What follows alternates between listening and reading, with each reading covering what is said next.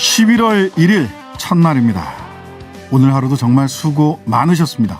날마다 새로운 퇴근길 시사 맛집 신장식의 신장개업, 오늘도 문 활짝 열었습니다. 저는 주인장 신장식입니다. 기득권 양당의 적폐 교대가 아닌 더 좋은 대한민국을 위한 시대 교체를 하겠다. 오늘 안철수 국민의당 대표가 세 번째 대권 도전을 선언했습니다. 안철수 대표의 책사라고 불리는 분이죠. 국민의당 이태규 의원과 자세한 이야기 나눠보겠습니다. 국민의힘 대선 후보 선출을 위한 당원 선거인단 투표가 시작됐습니다. 오늘과 내일은 모바일 투표로 진행되는데 선거인단이 몰렸다고 하죠. 20, 30, 40 세대에게 높은 지지율을 얻고 있는 홍준표 후보, 이현주 공동선대위원장에게 캠프 입장 들어보겠습니다. 근로기준법을 준수하라. 우리는 기계가 아니다. 1970년 11월 온몸으로 노동자의 권리를 주장한 전태일 열사의 외침입니다. 51주기를 맞아 그 외침을 다시 연극 무대에서 재현하고 있는데요. 전태일 재단의 이수호 이사장, 연극을 제작하신 임은혜 감독, 그리고 이소선 여사 역할의 배우 박희진 씨 모시고 이야기 나눠보겠습니다. 신장식의 신장개업, 단골 손님 여러분들과 함께 꾸며가고 있습니다. 유튜버 홈페이지 게시판 모두 열려 있고요. 짧은 문자는 50원, 긴 문자 100원, 샵 0951번으로 보내주세요. 유튜브에 신장식의 신장개업 검색하시면 라이브 방송 바로 확인하실 수 있습니다. 팟빵으로 다시 들을 수 있습니다. 오늘 하루 소식들 푸짐하게 준비했습니다. 신장식의 신장개업 밥상 들어갑니다. 퇴근길 오늘의 뉴스를 깔끔하게 정리해드립니다. 옥석을 가리는 신장개업 뉴스브리핑 헬마우스 임경민 작가, 시사저널 구민주 기자 오셨습니다. 안녕하세요. 안녕하세요. 네, 단계적 일상회복에 따라서 드디어 마스크를 벗으셨습니다. 네, 벗고 처음 인사드립니다. 처음입니다. 구 기자님 반갑습니다. 네, 반갑습니다. 네. 저희가 일명 이제 하관 첫 미팅, 하관 첫 미팅 시간입니다. 반갑습니다. 반갑습니다. 예, 정말. 예. 자, 오늘 하관 첫 미팅 하시는 분들 많이 계시겠네요. 그럼요. 네. 저녁 술자리에서도 그렇고. 이렇게 조금씩 우리가 이제 일상을 회복해 나간다는 걸 실감하게 되네요. 다만 뭐 이제는 발표하는 순서도 바뀌고 이랬는데 확진자 중심이 아니라 위중증자, 그다음에 우리 의료 체계가 얼마나 이 위중증자를 케어할 수 있는지, 보살필 수 있는지 이런 걸 점수화해서 위기 점수 이런 거를 발표하는 방식으로 이제 코로나 브리핑도 바뀐다고 합니다. 그래서 확진자 수가 늘어나는 것은 불가피하다. 그 질병청 이야기를 들어보면 약 5천 명까지는 우리가 충분히 현재의 의료 시스템으로 감당 가능하다고 일일 하니까 확진자. 네. 일일 확진자 5천 명까지는 그 이상이 넘어가면 이 단계적 일상 회복 프로그램도 일부 수정이 있을 수 있다. 그래서 너무 확진자 숫자에 일희일비하기보다는 위기 점수, 위기 지수가 어떻게 변동하는지, 그다음에 여전히 마스크는 잘 쓰고 다녔으면 좋겠다 하는 말씀드립니다. 자, 오늘 검찰이 김만배 씨, 남욱 변호사, 정민영 변호사, 변호사들은 다 그 영장 쳤고요. 회계사들은 아직 영장을 안 쳤어요. 보니까 정영학 회계사, 김민걸 회계사 이분들에 대해서는 안 했는데 일단 변호사들이 전부 다 영장을 청구했고, 유동규 전 본부장에 대해서는 배임 혐의로 추가 기소. 지난번에 기소할 때는 뇌물로만 기소했죠. 네. 이번에는 배임까지 묶어서 배임을 추가 기소했습니다. 어떤 내용인지 좀 소개해 주시죠. 네, 대장동 개발 특혜 의혹을 수사하는 검찰이 오늘 화천대유 대주주 김만배 씨의 사전 구속영장을 재청구했습니다. 또한 사건의 핵심 인물 남욱 변호사, 그리고 성남도시개발공사 전략사업실장이었던 정민용 변호사에 대해서도 구속영장을 청구했는데요. 배임과 뇌물 공여 혐의가 적용된 것입니다. 검찰은 이들을 이미 재판에 넘겨진 유동규 전 본부장의 공범이라고 적시를 했고요. 이들이 유 전 본부장과 공모해서 화천대유에 최소 651억 원 상당의 이익을 몰아주고 그만큼 공사에는 손해를 입혔다고 보았습니다. 또한 검찰은 오늘 유동규 전 본부장에 대해서도 배임 혐의로 추가 기소했는데요. 유 전 본부장에 대해선 화천대유에 특혜를 몰아준 대가로 김만배 씨로부터 수표 4억, 현금 1억, 총 5억 원을 받은 것으로 보고 부정처사 후 수뢰 혐의도 추가해 기소했습니다. 그러니까 애초에 전체 그림으로 보자면 검찰의 그림상으로는 이렇습니다. 이제 유동규 본부장이 그 총괄하고 있던 성남시 도시개발공사 쪽하고 화천대유 쪽이 처음부터 짜고 애초에 사업 모델 자체를 화천대유가 막대한 수익을 창출할 수 있도록 구조화를 시켰다. 그 과정에서 이제 유동규 씨가 엄청난 이제 액수의 뇌물을 이제 보장받기로 했다. 이제 이런 그림을 지금 검찰은 그리고 있는 건데 네. 지난번에 이제 뇌물로만 기소를 했었던 게 이제 문제가 됐던 것이 결국 이제 배임 입증을 못할 경우에는 화천대유 멤버들이 거둬들인 엄청난 그 배당 수익을 환수하는 게 불가능해지기 때문에 네, 그렇습니다. 그러니까 이제 국민들의 어떤 의문이나 분노를 잠재우는 게 어려워지니까 이제 검찰 입장에서는 반드시 배임을 입증을 해야 되는 지금 백척간두에 서 있다 네. 이렇게 볼 수가 있을 것 같습니다. 근데 이제 그러다 보니까 뇌물 수사는 또 지지부진해요. 곽상도 네. 의원 등 50억 클럽과 관련해서 뭐 소환 조사라든지 이런 게 없고 오히려 네. 오늘 곽상도 의원은 보니까 그 추징 보전됐던 네. 범죄 네. 수익에 대해서 추징 보전됐던 50억 그 아들 계좌 10개를 동결을 했다는 네. 거거든요. 이거 풀어달라. 범죄 수익 아니다라고 법원에 항고를 항고장. 했어요. 네, 항고장을 냈어요. 오히려 오늘 배임에 추가 기소가 됐는데 또 영장도 변호사들한테는 쳤는데 이거 뭐 뇌물 쪽은 처음에는 뇌물 쪽 얘기가 막 나오더니 뇌물 쪽이 지지부진한 거 아닌가? 이런 생각을 또 우리 그리고 오늘 김만배 씨 재청구 영장 내용에도 이 대장동 개발 과정에서 말씀하신 50억 원 곽상도 네네. 의원 아들에게 줬다는 부분이 그 영장에서 또 빠져서요. 그러니까요. 이 50억 클럽 거론되는 인물들에 대해서는 확실히 수사의 진척이 좀 미진한 거 아닌가. 처음에는 딱 나온 건 50억이었거든요. 네. 근데 뇌물 쪽 수사는 지지부진하고 네. 배임 쪽은 처음에 했다가 실패했다가 다시 영장 들어가고. 쳤다가 김만배 씨 영장 쳤다가 다시 오늘 영장을 치고 추가 기소 유동규 추가 기소로 가는 그렇습니다. 이게 그 흐름을 전체적으로 보면 계속 지금 검찰이 조금씩 바람이 빠지고 있다는 느낌이 들게 되는 것이 지금 말씀하신 것처럼 원래 이제 검찰이 수사하는 과정에서 가장 싫어하는 게 언론이 먼저 터뜨리고 나중에 따라가는 방식의 수사거든요. 네네. 근데 지금 이제 유독 뇌물 수사와 관련해서는 딱 그 양상으로 펼쳐지고 있습니다. 지금 뇌물의 액수가 구체화적으로 드러났던 그 뇌물 혐의를 받는 액수가 드러났던 곽상도 의원에 대해서만 소환 조사도 하고 수사가 진행이 되고 다른 50억 클럽 멤버들 같은 경우는 아예 지금 수사가 진행이 안 되거나 소환 조사의 계획도 없는 상태라서 그냥 이대로 그냥 멈추고 끝난다면은 그거에 대한 후폭풍도 역시 마찬가지로 검찰이 좀 감당을 해야 되지 않을까 그런 생각은 듭니다. 네, 검찰이 이 수사를 할 때는 방향도 중요한데요. 속도도 중요하거든요. 자전거가 방향을 잘 잡았다고 해서 속도가 안 나면 쓰러집니다. 그렇죠. 수사는 방향과 속도가 다 중요한데 지금 속도에 대해서 방향은 잘 잡았나? 속도는 어떤 거지? 다 의구심을 불러일으키고 있어서요. 자, 어느 한쪽도 시원하게 뭐가 속시원히 드러나는 게 없습니다. 자, 오늘 성남 도시개발공사 보고서가 발표됐어요. 유동규 전 본부장과 화천대유 등 민간 사업자들이 공모해 부당 이익을 챙긴 배임의 흔적을 발견했다. 이런 내용이네요. 네, 오늘 성남도시개발공사는 판교 대상 도시개발 사업 대응 방안에 대한 보고라는 이름의 보고서를 공사 홈페이지에 공개했는데요. 공사는 그동안 윤정수 사장 직속으로 TF팀을 설치해서 조사한 결과 유동규 전 본부장과 관련 직원 그리고 화천대유 민간 사업자들이 업무상 배임의 공범으로서 책임이 있다고 밝혔습니다. 우선 공사는 공모 지침서를 작성하는 과정에서 실무자들의 추가 이익 검토 요청이 배제가 됐고 공사의 이익은 1차, 2차 이익 배분에 한정한다고 답한 것이 배임의 소지가 있다고 판단을 했고요. 또한 추가 이익 분배 조항을 삭제한 것과 관련해서도 적법하고 타당한 이유를 찾을 수가 없었다면서 이에 대해서도 민간에게 이익을 주고 공사에는 손해를 가한 업무상 배임 혐의가 있다고 봤습니다.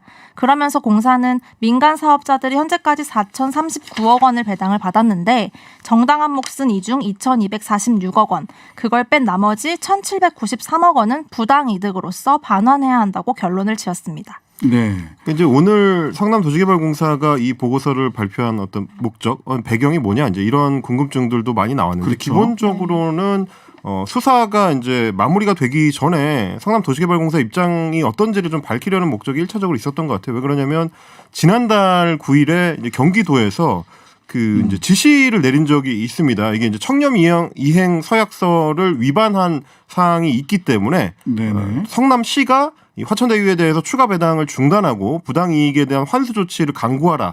이렇게 이제 얘기가 나왔었는데 그 당시에는 성남시가 이제 뭐 명확한 답변을 내놓지는 않았었습니다. 그런데 네. 이제 오늘 성남도시개발공사가 이 발표한 보고서에 따르면 부당이익 1,800여억 원 정도를 이제 환수 조치에 나서겠다는 입장을 하나 밝힌 게 있을 거고 또 하나는 기본적으로는 이제 성남시나 성남도시개발공사가 일정 정도 이 선긋기 할 수 있게 됩니다. 이렇게 되면 왜냐하면 기존에 이제 유동규 본부장을 비롯해서 기존 그 임직원들은 대부분 지금 퇴직을 한 상태고 3년이 지금 흘렀기 때문에 네. 은수미 성남시장 같은 경우도 취임한 지 이미 3년이 지났습니다. 그러니까 직접적으로는 상관이 없거든요. 네. 그러다 보니까 기존 사업들에서 문제가 있는 부분은 어느 정도 정리를 하고 그 다음으로 넘어가려는 조치가 아니냐 생각이 드는 것이 이제 윤정수 사장 같은 경우도 이번 주말 그러니까 11월 6일로 임기가 끝납니다. 네. 네. 그러니까 여러 가지로 지금 시점에 정리를 하겠다라는 의지가 좀 읽히는 그런 보고서 발표입니다. 이 보고서를 저도 뭐 쭉 다 봤어요. 일별을 했어요. 얼마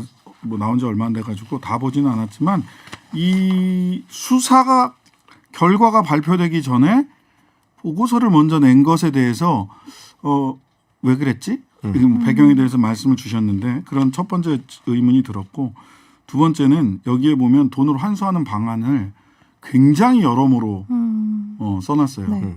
여러 가지 방안, 여러 가지 법리로 쉽지 않겠다. 제가 보기에는 쉽지 않겠다라는 생각이 들어서 청렴사역서가 가장 셀 수도 있겠다 하는 생각이 들고요. 그 이제 법률적으로 검토한 내용을 추가로 또 추가 자료를 덧붙여 놨더라고요. 네네. 이제 도계공에서 굉장히 좀 신경을 많이 쓴 것 같긴 합니다. 근데 그게 그래서 문제일 수도 있어요. 그러니까 그 법무법인 모 법무법인에서 검토한 것이던데 그 법률 그 주어진 자료만 가지고 법률 검토를 한 거라서 실제로 조사나 수사를 한 자료는 아니잖아요. 네. 그러니까 서면을 근거로 해서 써낸 변호사 법무법인의 법률 검토 의견서가 수사 없이 써내진 것이 얼마나 사실을 관계를 규명하는데 진실에 접근했을지는 조금 더 지켜봐야 될 문제다라고 보이고요. 말씀하신 대로 저도 이제 보고서를 봤더니 굉장히 특이할 만한 점이 자주 언급되는 내용 중에 하나가 이 관련된 내용들이 내부 검토를 통해서 확정이 됐는데 그 내부 검토를 어떻게 했는지는 확인을 못했다라는 그런 게 내용이 많이 자료가 나옵니다. 없고 네, 별도의 그 문서를 남기지 않았었기 때문에 흔적이 없다 보니까 이제 그런 문제가 있는 거죠. 자, 어쨌든 이 보고서는 내일부터 여러모로 뉴스에서 인용되는 주요한 인용 자료 소스가 될 것으로 보입니다. 이 부분에 대한 평가는 차분차분하게 내일이나 모레까지 차근차근 해봐야 될 것 같습니다. 수사 진행 상황과 더불어. 자, 안철수 국민의당 대표가 오늘 대선 출마 공식 선언했습니다. 시대 교체. 네. 예, 어떤 내용입니까? 오늘 안 대표가 국회 잔디광장에서 정권 교체가 아닌 시대 교체를 하겠다면서 대선 출마 선언을 했는데요. 기득권 양당이 간판 선수만 교체하는 정권 교체는 적폐 교대라면서 본인이 시대 교체를 해내겠다고 한 것입니다. 안 대표는 대통령에 당선되면 임기 중반에 중간 평가를 받겠다고도 해서 이제 주목을 받았는데요. 여야가 합의하는 조사 방법을 통해서 국민 신뢰를 50% 이상 받지 못하거나 자신이 속한 정당이 다음 총선에서 제1당이 되지 못할 경우 대통령직에서 물러나겠다고 주장을 한 것입니다. 이후에 기자들과의 질의 중에 단일화에 대한 질문이 나왔는데요. 당선을 목표로 나왔다면서 단일화 가능성을 일축하기도 했습니다. 그런데 이미 국민의힘 후보들 가운데서는 안 대표와의 단일화를 제각각 추진을 하겠다.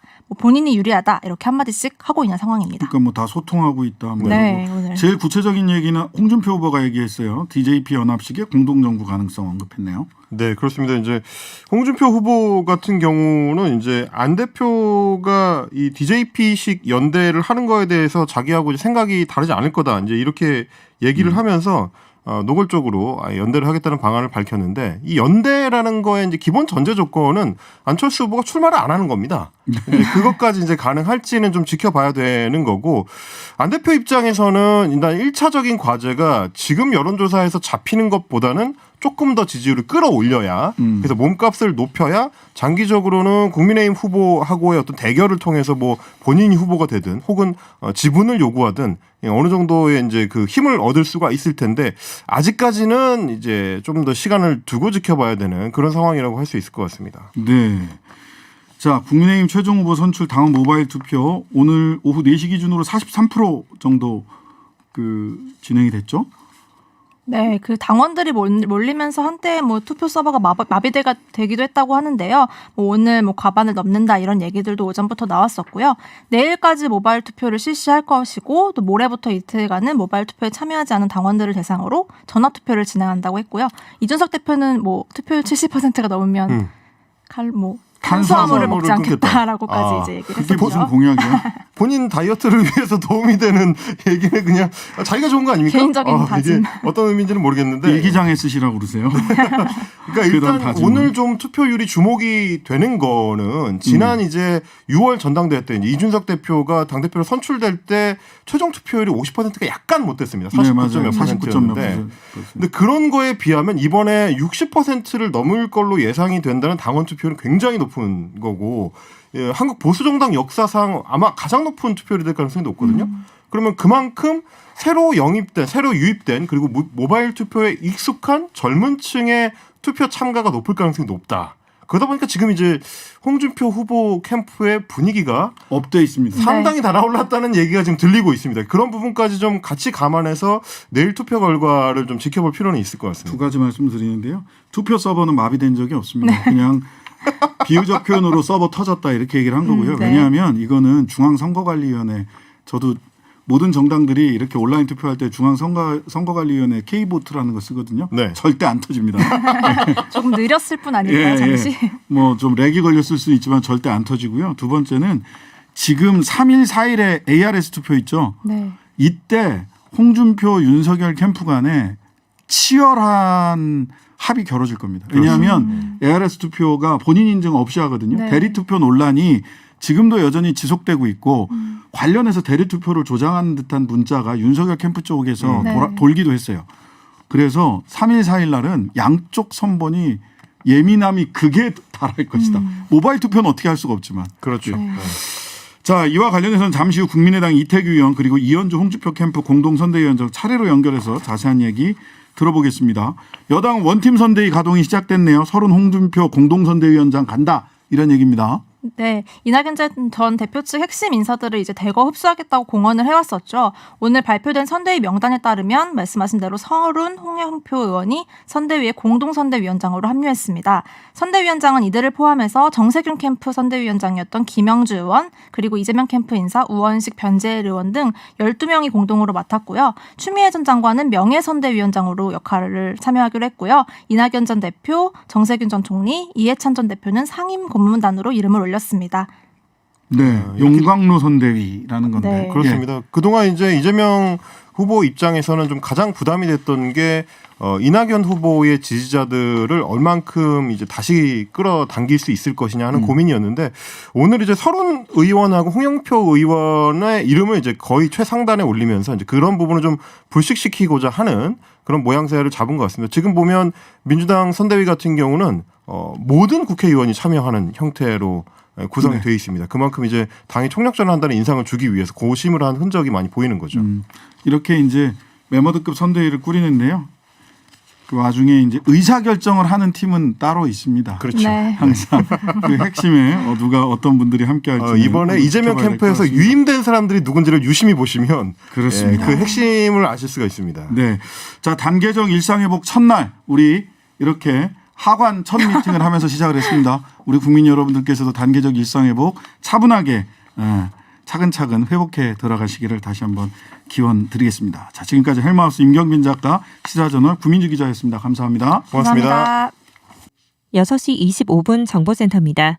오늘부터 식당과 카페 등 대부분의 다중이용시설이 24시간 영업을 할 수 있습니다. 다만 유흥시설은 밤 12시까지로 영업이 제한됩니다. 사적 모임은 접종 구분 없이 수도권에서 10명까지, 비수도권에서 12명까지 가능합니다. 다만 식당과 카페의 경우에는 예방접종을 마치지 않은 사람은 4명까지 모일 수 있습니다.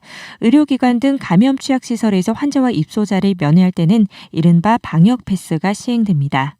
TBS 정보센터였고요. 이어서 기상청 연결합니다. 김리아 리포터. 네, 경기도 대기 환경정보입니다. 현재 경기도의 미세먼지 농도는 보통 수준으로 유지되고 있는데요. 내일은 곳곳에 공기질이 탁해집니다. 충북은 종일 나쁨, 그 밖의 곤역은 보통으로 예상됩니다. 경기도는 미세먼지와 오존 등 대기질 정보 문자를 무료로 제공하고 있는데요. 대기질 정보 문자는 경기도 대기 환경정보 홈페이지에서 신청하시기 바랍니다. 새로운 경기 공정한 세상, 경기도가 함께합니다.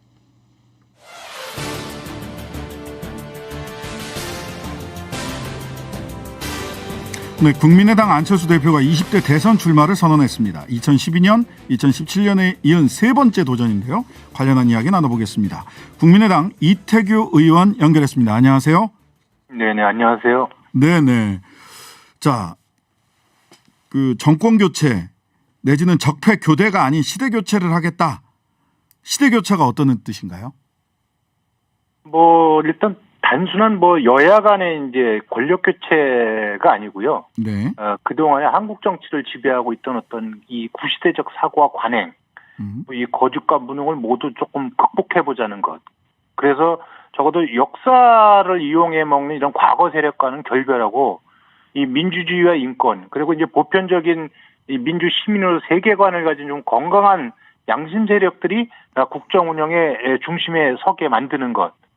그 이를 통해서 87년 낡은 이 운동권 체제를 해체하고 국정 운영 패러다임의 전면적인 교체가 이루어져야 된다. 그래야 진정한 이것이 정권 교체고 시대 교체가 되는 것이다. 이런 이제 구상을 좀 갖고 계신 거거든요. 네네네. 그래서 이런 거를 통해서 그 동안에 이제 우리가 권력을 잡으면 이제 끼리끼리 나눠 먹고 네. 부패하고 또 진영 중심으로 서로 다 감싸주고 그런 그 여의도의 정치 패턴이 그대로 국정 운영에 반영되는 이런 구체제를 혁파해야 된다. 이런 의미로 받아들여 주셨으면 좋겠습니다. 네, 구체제의 혁파를 강조해 주셨고요. 근데 이게 출마 선언에 대해서 국민들이 이제 첫 번째 질문은 그걸로 보입니다.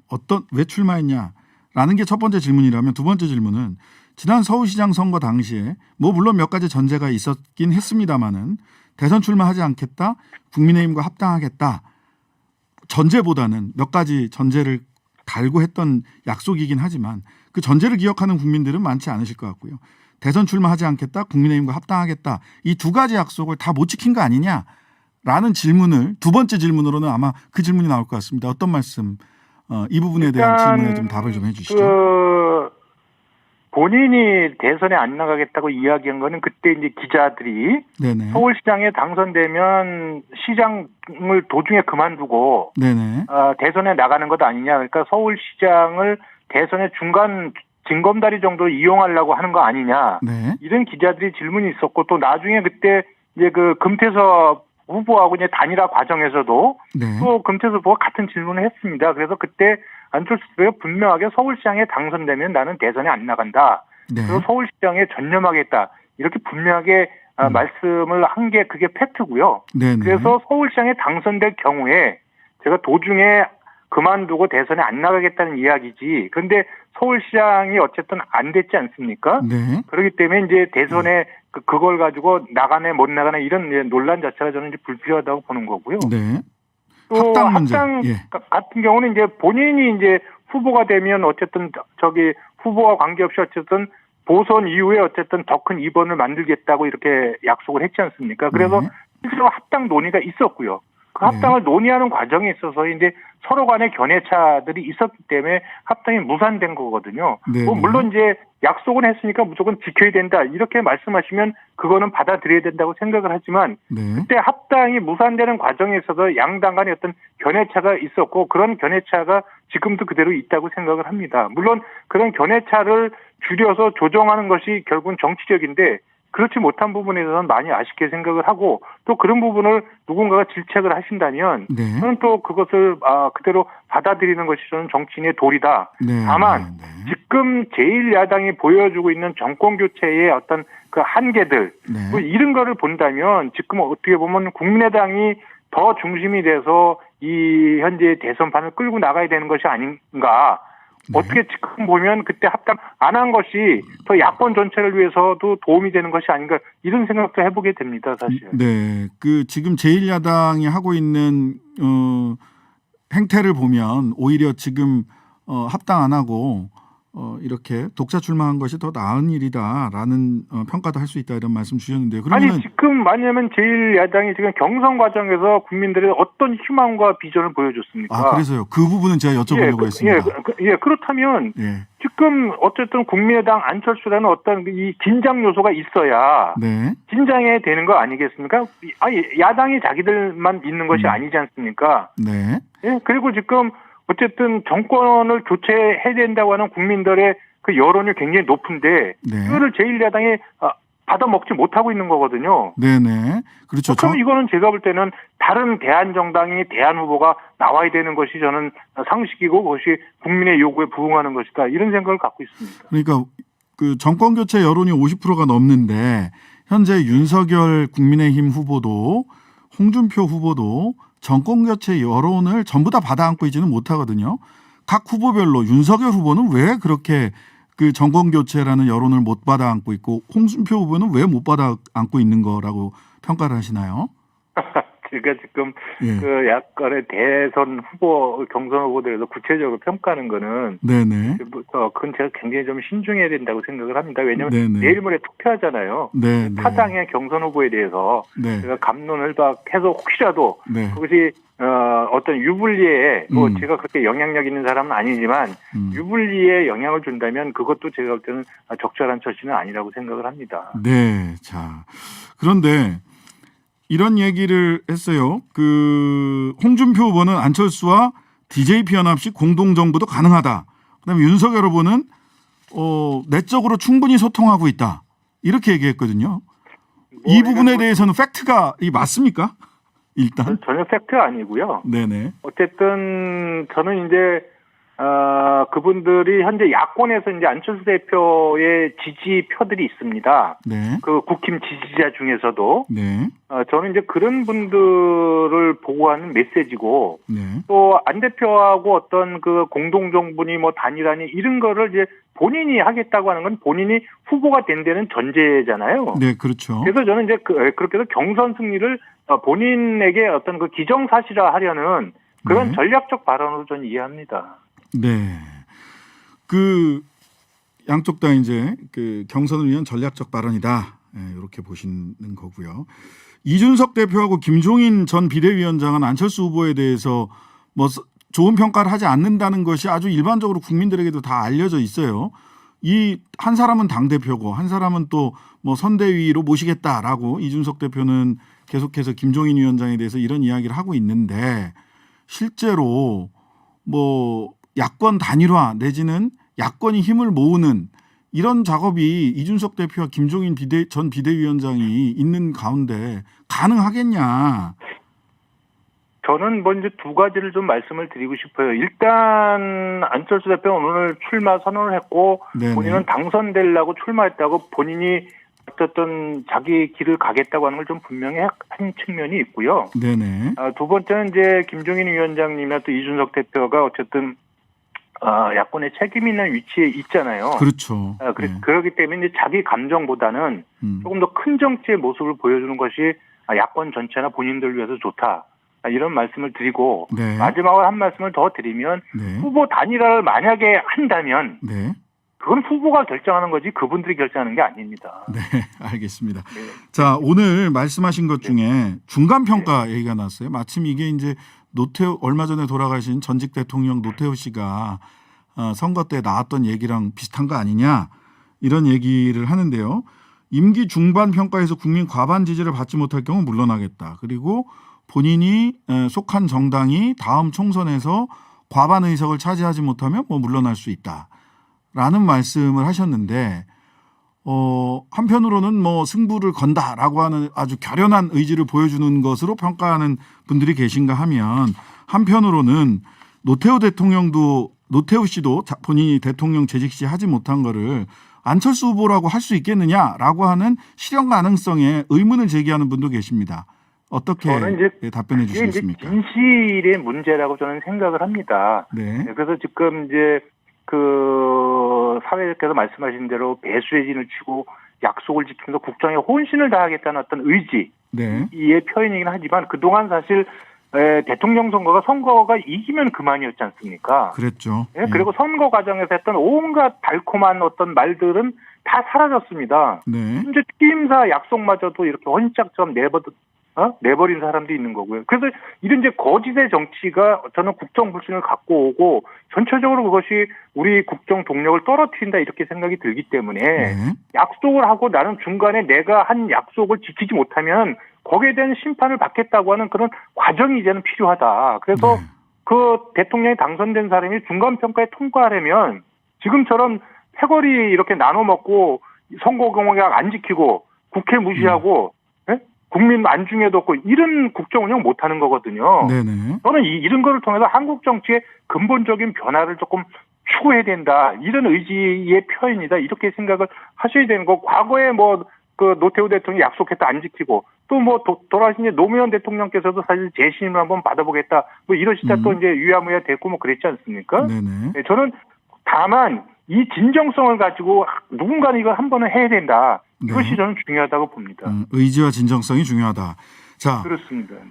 그 제3지대 김동연 전 부총리, 심상정 정의당 후보 뭐 이런 분들이 흔히 제3지대라고 이야기가 되는데 안철수 후보는 전에 모름무응답 지지하는 정당 없음이 제일 많으니까 거의 제1지대다 이런 취지로 말씀을 하신 바가 있어요. 김동연 전 부총리나 심상정 정의당 후보 양쪽 다 이제 후보로 이미 확정되신 분들인데 만나실 의사가 있으십니까?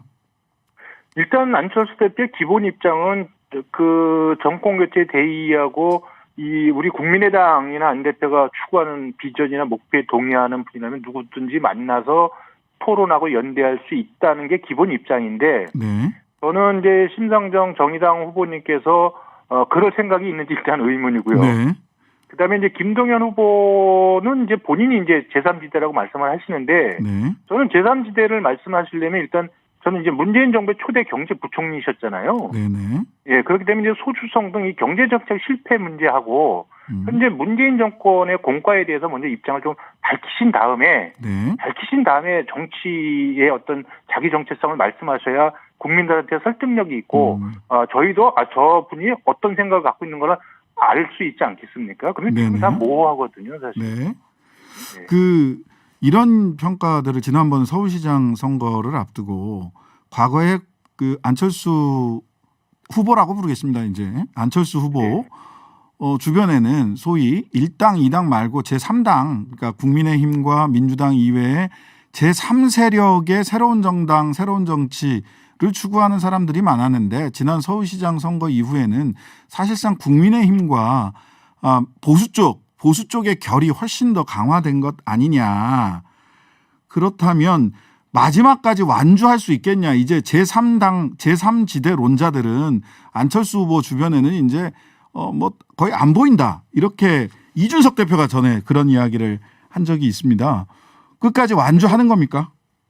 이 질문의 끝은 목표로 그겁니다. 나왔다고 말씀을 드리는 거고 아마 야권에 대해서 아마 합치자고 아마 단일화하자고 아마 국민의힘 후보가 아마 먼저 나올 겁니다. 네, 그렇죠. 그런데 중요한 부분은 우리가 만약에 국민의힘을 이겨서 네. 야권의 단일 후보가 된다면 거부할 이유는 없다고 보지만 네. 지금은 그런 논의할 필요도 없고 생각도 없습니다. 어저께 제가 안철수 대표 봤는데 그냥 당신은 당신의 길을 그냥 꿋꿋하게 가겠다. 네. 예, 이 말씀을 분명히 하셨고 오늘도 출마 선언 후에 기자들하고 질의응답 과정에서 그렇게 자기 의사를 분명히 밝혔기 때문에 네. 자꾸 여기서 뭐 단일화하고 완주하네 안 해나 이런 거는 저는 지금 국민의힘이 굉장히 위기에 빠져 있습니다. 네. 그래서 자기들의 어떤 그 기득권을 강화시키려는 그런 프레임이거든요. 네. 저희는 그런 프레임에 들어가면 안 된다고 보기 때문에 일단 일체 그런 쪽에 대해서는 저희는 관심 없고 그냥 저희의 길을 가는 것이 맞다 이렇게 생각하고 있습니다. 네.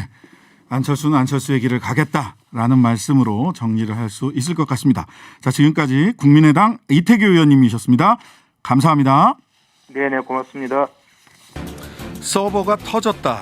이준석 대표가 오늘 아침에 국민의힘 대선 후보 선출을 위한 모바일 투표가 시작된 가운데 그 뜨거운 열기를 전한 말입니다.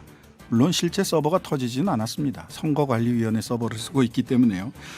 첫날 투표율이요. 4시 기준, 그러니까 투표 마감 1시간 전입니다. 4시 기준으로 43%인데요. 2차 경선 때보다 같은 시각 기준으로 해서 5%포인트 높다라고 합니다. 어쨌든 경선 열기가 뜨거운데요. 이 뜨거운 경선 열기 어느 후보에게 유리할지 홍준표 캠프의 이현주 공동선대위원장 연결해서 직접 들어보겠습니다. 안녕하세요. 네, 안녕하세요. 아유, 목소리가 밝으십니다. 아, 네. 지금 뭐 말씀 드리셨다시피 서버가 네. 터졌다. 그만큼 경선 열기가 뜨겁다라는 거를 이준석식 표현으로 하셨던 것 같아요.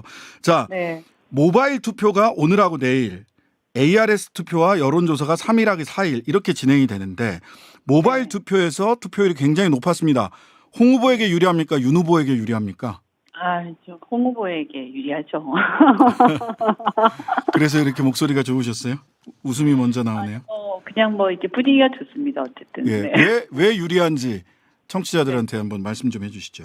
네, 뭐 여론조사상으로 뭐 다들 보셨겠지만 홍 후보의 주된 지지 기반이 2030 또 최근 들어서 4050까지 올라가고 있거든요. 네. 그래서 이 어떤 그 2030 세대, 2040 세대들의 지난번 9월, 8월, 9월, 10월 이렇게 들어가지고 우리 당의 대선 경선에 참여하기 위해서 온라인으로 당원 가입 엄청나게 많이 하셨습니다. 네네, 그랬죠. 그런데 이제 이분들 같은 경우는 자발적 당원 가입자들이거든요. 누가 네네. 모아가지고 조직으로 모아서 페이퍼 당원을 이렇게 한꺼번에 내고 이런 게 아니고 본인들이 각자 한 명 한 명이 내가 내 투표권 행사해야 되겠다. 내가 이 경선에 참여해서 대통령 후보 뽑아야겠다. 이래서 이제 참여하신 분들이 많기 때문에 네. 이분들 같은 경우에는 지금 기다리고 계신 거죠. 그래서 네네. 저희가 볼 때 아침부터 엄청난 속도로 투표가 행해지는 거를 보고 또 이렇게 온라인이라든지 여러 군데에서 이분들이 이제 많은 또 말씀들을 해주시더라고요. 자기가 네네. 아침에 1차적으로 투표했다 뭐 이러면서. 네네. 네. 투표 저희가 인증 놀이 뭐 이런 게 막 하죠. 20, 30대는. 네네네. 근데 실제로 이제 두 가지 제가 보기에는 변수가 있는데 하나는 20대, 30대, 40대가 당원의 35%, 50대 이상이 여전히 65%입니다. 네네. 즉 투표율이 높아졌다는 건 물론 20, 30, 40대들이 투표율을 모바일에서 적극적으로 했다라고 하는 측면에서 홍 후보에게 유리할 수 있으나 여전히 50대 이상의 전통적 지지층 윤석열 후보 특히 60대 이상은 윤석열 후보가 좀 많이 앞서 있는 것으로 보통 나오는데 이 비율이 높다라는 점 하나. 그다음에 두 번째는 모바일에서는 20, 30, 40대가 적극적으로 투표에 임해서 홍 후보 지지층이 투표에 임할 수 있지만 3일, 4일 진행되는 ARS에서는 네. 뭐 사실 홍 후보 같은 경우는 이거 부정투표, 대리투표에 우려가 있는 거 아니냐라고 하는 걱정까지 하셨단 말이죠. 네, 그래서 네, 네. 이 두 부분을 좀 말씀을 해 주시죠. 50대 이상이 65%라는 부분, ARS 투표에서 홍 후보가 이길 수 있는 방안이 있느냐라는 거. 두 네, 부분이요. 네. 예. 네네. 이제 쭉 보시면 이제 저희가 파악할 때도 그렇고 또 지난주에 여론조사의 흐름도 그렇고요. 중요한 게 이제 국민의힘 지지층 또 당원층에서도 굉장히 빠른 속도로 격차 좁혀지고 있었다는 거거든요. 당심의 격차가 좁혀지고 있었다. 예. 네네네. 그래서 분명한 거는 어쨌든 이렇게 수치는 조금씩 다릅니다만 국민의힘 지지층이 물론 그게 다 당원은 아닙니다만 그런 이제 국민의힘 지지층에서의 지지율도 빠른 속도로 격차 좁혀지고 있었고 지난주 같은 경우에 보면 일부 여론조사에서는 한 자릿수 안으로 들어갔다는 것들도 있었거든요. 네네. 그래서 우리가 이런 현상들을 보고 또 저희가 또 보고받는 게 있지 않습니까? 네. 이렇게 마지막으로 오면서 당원들 사이에 어떠한 이제 이 여론이 이제 도냐하면 네. 그래도 마지막에 이제 우리 후보를 뽑으려고 보니까 윤 후보로는 너무 불안하다. 불안하다. 계속 이어지는 어떤 실언이라든가 또 어떤 준비 상태 또는 이제 정치인으로서의 어떤 자세 또 여러 가지 국정 능력에 대한 준비 이런 것들을 볼 때 과연 본선에 가서 저분 가지고 몇 달을 버틸 수 있겠느냐 무사하게. 네, 이런 것들이 이제 특히 지난번에 개사과 사건 전두환 발언 이후에 굉장히 그 불안감이 증폭이 되었고요. 그리고 또 이제 여러 가지 이제 사건에 대한 어떤 고소고발 사건에 대한 수사 이런 부분들도 꽤 불안감이 증폭되면서 네. 지지를 비록 하고 계시던 60대 분들도 네네. 막상 후보를 딱 뽑으려고 하니까 이게 좀 선뜻 그렇다. 손이 안 간다.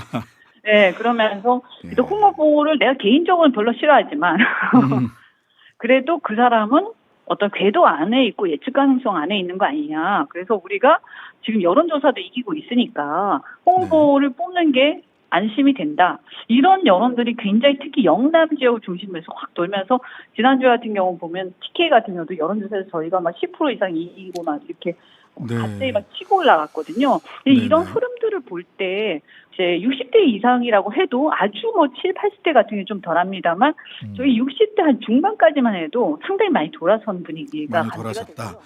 그 ARS 투표 관련해서 홍 후보님 측에서는 네. 이거 본인 인증과 관련된 문제 제기를 쭉 하셨어요.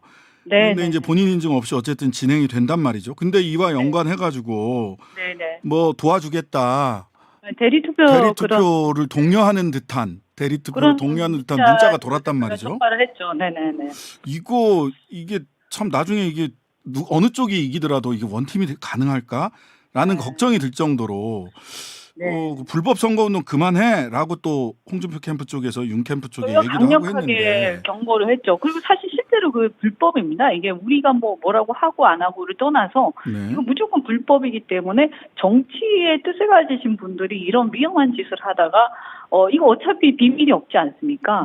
나중에 누군가가 이런 걸 가지고 고소 고발이라도 하게 되면 그분이 이제 본인이 오롯이 다 책임져야 되는 그런 상황이거든요. 자기의 미래를 걸고. 그러니까 울산시당위원장님인 박성민 의원 캠프 참여하지 말라고 지도부에서 결정을 했는데 지금 윤석열 캠프에 참여하고 계시죠. 네네, 그렇죠. 이제 이런 분들이 이제 간혹 있습니다, 물론. 그렇지만, 이렇게 자기 그거를 걸고, 이렇게 결국에는 그분 같은 경우에는 윤석열 후보가 되면 모든 것이 용서될 것이다, 이런 기대를 하시는 것 같은데, 저는 이렇게 세상에 비밀이 없고, 나중에 본인이 어딘가 나갔을 때 이 불법적인 부분들이 문제가 될 수 있기 때문에, 이렇게 그런 걸 걸고 하시는 분들이 많지는 않을 것이라고 보고, 그러나 우리가 대대적으로 저희 감시도 해야 되고요. 또 저희한테도 이게 주시를 잘 하시고 감시를 해주셔서 지지자분들께서 이렇게 불법 선거운동, 정말 타락한 조직운동, 선거운동은 하지 않도록 우리가 이번에 정치 혁명을 좀 일으키자, 이런 분위기를 막 몰고 가고 있고요. 그다음에 또 하나가 이제 당원 같은 경우에 사실 지금까지는 저희가 조직이 좀 약하다 이런 게 있었는데 끝까지 관망하시던 당협위원장이나 의원들, 특히 중진 의원들 중에서 좀 조용하신 분들이 판단을 최근 들어가지고 그래도 홍보가 되는 게 안심이 된다 이러면서 최근에 굉장히 좀 세력이 있으신 분들이 지지를 표명을 많이 하셨어요. 다만 이제 이분들의 스타일상도 그렇고 저희 캠프의 선거운동 스타일도 그렇고 저희는 줄을 세우거나 연판장을 돌려서 이름을 쓰라고 하거나 그러진 않거든요. 저희가 일일이 이름을 말씀드릴 수는 없지만 상당히 많은 분들이 저희 쪽으로 지금 이제 지지하겠다고 말씀하신 상태입니다. 자, 어젠가요? 윤석열 전 총장 지지한다고 선언한 박사모, 이거 원조집 논쟁 같아요. 진정한 박사모와 그냥 지금까지의 박사모 서로 입장이 다르다. 짝퉁이다 이렇게 위원장님 말씀하셨던데 어떤가요? 이게 뭐가 원조집입니까? 원조는 사실 다들 아시다시피 원래 박사모가 옛날부터 있었지 않습니까? 박근혜 대통령 때부터요. 그래서 이거는 이제 정광용 씨라고 박사모 중앙회부터 해서 지역 본부들이 다 있고요. 중요한 건 뭐냐면 전국 조직과 세력이 있어야 그게 박사모지. 이름을 박사모라고 붙인다고 박사모는 아니지 않습니까? 예를 들면 노사모가 있지만 이게 노무현 재단이라든가 이런 노사모의 원래 그 정통성을 갖고 계신 분들이 계시잖아요. 그분들이 관여를 하셔야 그게 노사모인 거지. 노사모란 이름 붙인다고 그게 노사모 되는 건 아니고요. 또 그게 정식 명칭은 박사모 회장단이라는 이름이고 실제 보면 여러 자잘한 단체, 1인 단체도 있는 것 같고요. 그런 단체들을 모아가지고 근혜 사람이다 뭐다 해가지고 단체들, 근데 1인 단체도 꽤 있는 것 같은데 이 정체불명의 단체들을 모아놓고 그들이 박사모 회장단이라는 이 단체를 만들고 그 이름으로 했는데 이걸 윤캠프 쪽에서 이거 박사모라고 해가지고 보도자료를 냈다는 겁니다. 실제로는 박사모가 아니죠. 박사모 회장단이고 그 안에 내부 내용을 보면 완전히 다른 개별 단체들이거든요. 그래서 이제 정통성이 없는 단체가 이제 그런 식으로 이제 보도자를 내고 언론 플레이를 해서 박사모를 빙자를 한 건데 저는 이걸 보면서 이게 짝퉁 논란도 중요하지만 이런 생각이 들더라고요.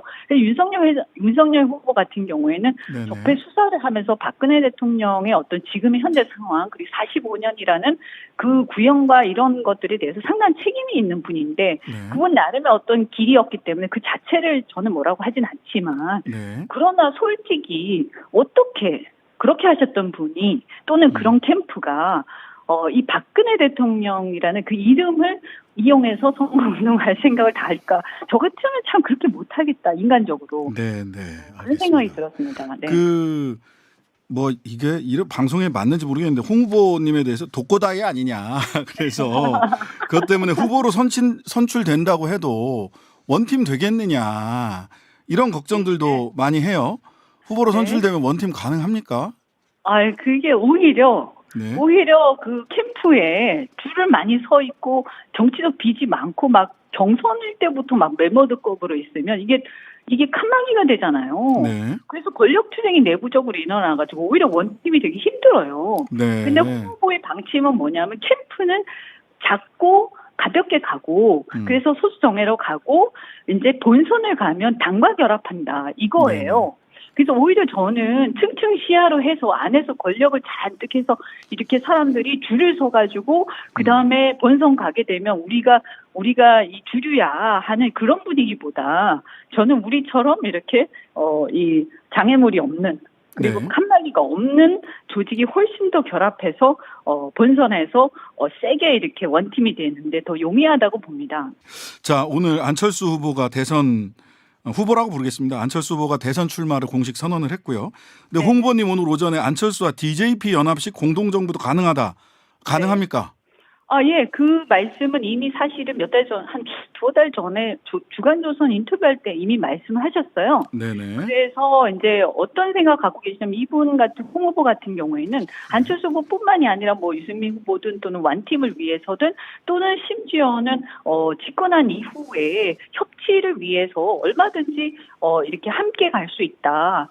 이런 생각 분명히 갖고 계십니다. 왜냐하면 그래야 실제로 우리가 추구하는 여러 가지를 실현할 수 있다. 중요한 거는 무슨 청산을 하든 아니면 민생을 위해서 국정 운영을 하든 이게 대통령이 국회라든가 여러 정치 세력하고 소통이 안 되고 권력을 나누지 않고 본인만 가지고 자기 캠프 중심으로만 가면 오히려 네. 더 힘들어지는 거거든요. 그 DJP 연합식 공동정부라고 하면 사실은 그때 당시에 JP의 자민련이 매우 적었지만 국무총리부터 해서 약 3분의 1 정도 내각의 3분의 1 정도를 넘겨줬단 말이죠. 그 정도 정치연합, 그 정도 정치적인 자산을 넘겨주겠다. 이렇게 봐도 되는 건가요?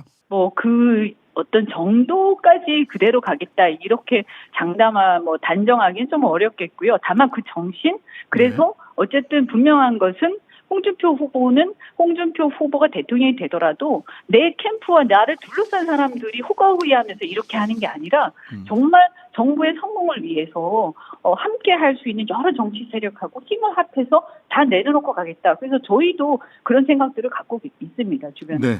자, 마지막으로요. 짧게 시간이 많지 않아서요. 왜 홍준표인지 국민들에게 마지막으로 한 말씀 해주시죠. 네, 저는 홍준표 후보를 지금 2030이 열광적으로 지지하는 게 굉장히 중요하다고 생각을 합니다. 그래서 이 홍준표 후보와 함께 이 2030 세대가 비로소 대한민국 정치의 전면 그리고 대한민국의 주체 세력으로서 등장하게 되는 의미가 있다고 생각을 하고요. 네. 그래서 이 분들이 열광적으로 지지하는 그래서 그들의 구심점이 되어 있는 홍준표 후보가 되고 또 그렇게 해서 당선이 돼서 대통령이 되어야 비로소 대한민국 여러 기득권 교체 그리고 새로운 시대가 열릴 수 있지 않는가. 그리고 우리 MZ 세대들에게 희망을 줄 수 있다. 그리고 하나만 더 말씀드리면 어쨌든 노련하게 정치적 경험이 있는 분. 이런 분이 행정 경험도 있고 그런 분이 하셔야 지금 이 어려운 난국을 헤쳐나갈 수 있지 말로만 복수하겠다 이렇게만 해가지고는 문재인 정권의 문제를 이렇게 적발하거나 이것을 개선하기도 힘들고 또 대한민국에서 우리가 어떻게 국정 운영을 하면서 이끌고 갈 수 있겠냐. 결국에는 본선에서도 그런 것들을 국민들이 볼 거라고 봅니다. 그래서 네, 알겠습니다. 후보의 어떤 정부 이런 것들을 기대하시고 함께해 주시기 바랍니다. 네, 감사합니다. 지금까지 홍준표 캠프의 이현주 공동선대위원장이었습니다. 네, 고맙습니다.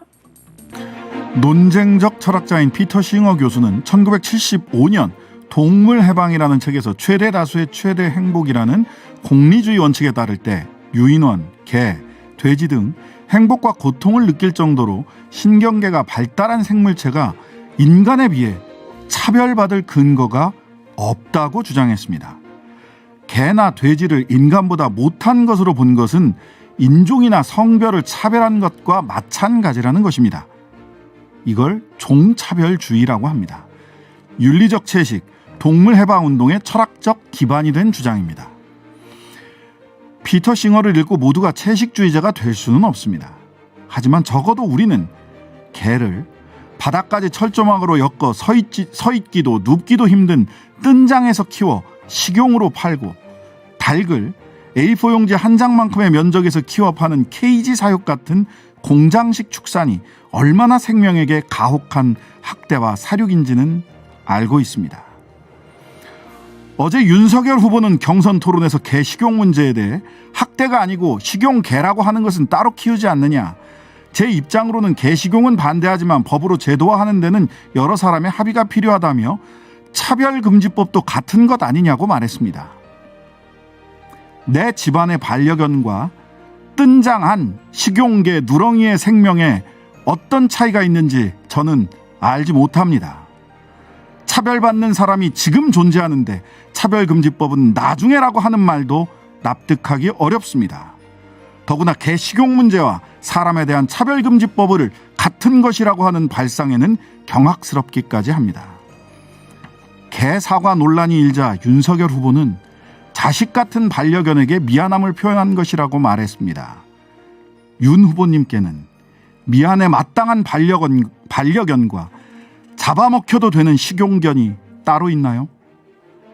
내 식구와 내 식구 아닌 사람, 개, 세상에 대한 선택적 미안함과 사랑, 그 지독한 사랑 참 대단하고 끔찍하다. 신장식의 오늘이었습니다. 전국의 묘수를 느끼는 시간입니다. 중진의 격 여당편 미스터 쓱 김성환 더불어민주당 의원님 나오셨습니다. 안녕하세요. 네, 안녕하세요. 김성환입니다. 예, 오늘은 또 어떤 이야기를 쓱. 네, 쓱. 네. 자, 먼저 민주당 대선 내일 선거대책위원회 출범한다고요. 소속 의원 169명 전원이 원팀으로 참여한다.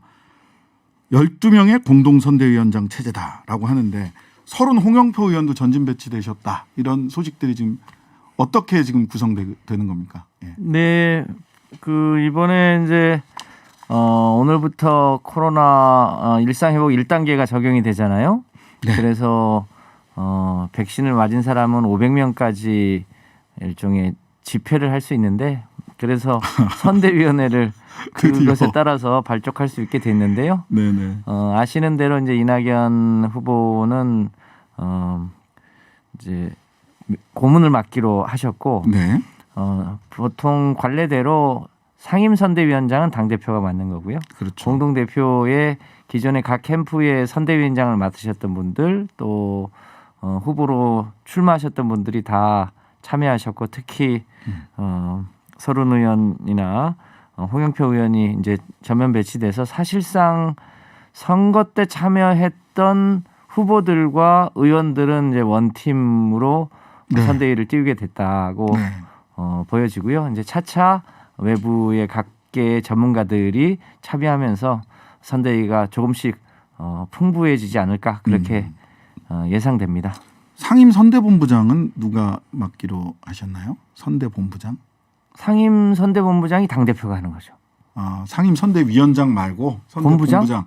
보통 선대위원장이 있고 본부장이 그 집행총괄하는. 밑에는 어떻게 되는지 아직 제가 잘 아직은? 모릅니다. 아, 예, 예. 네네. 제가 헷갈렸습니다. 아, 네.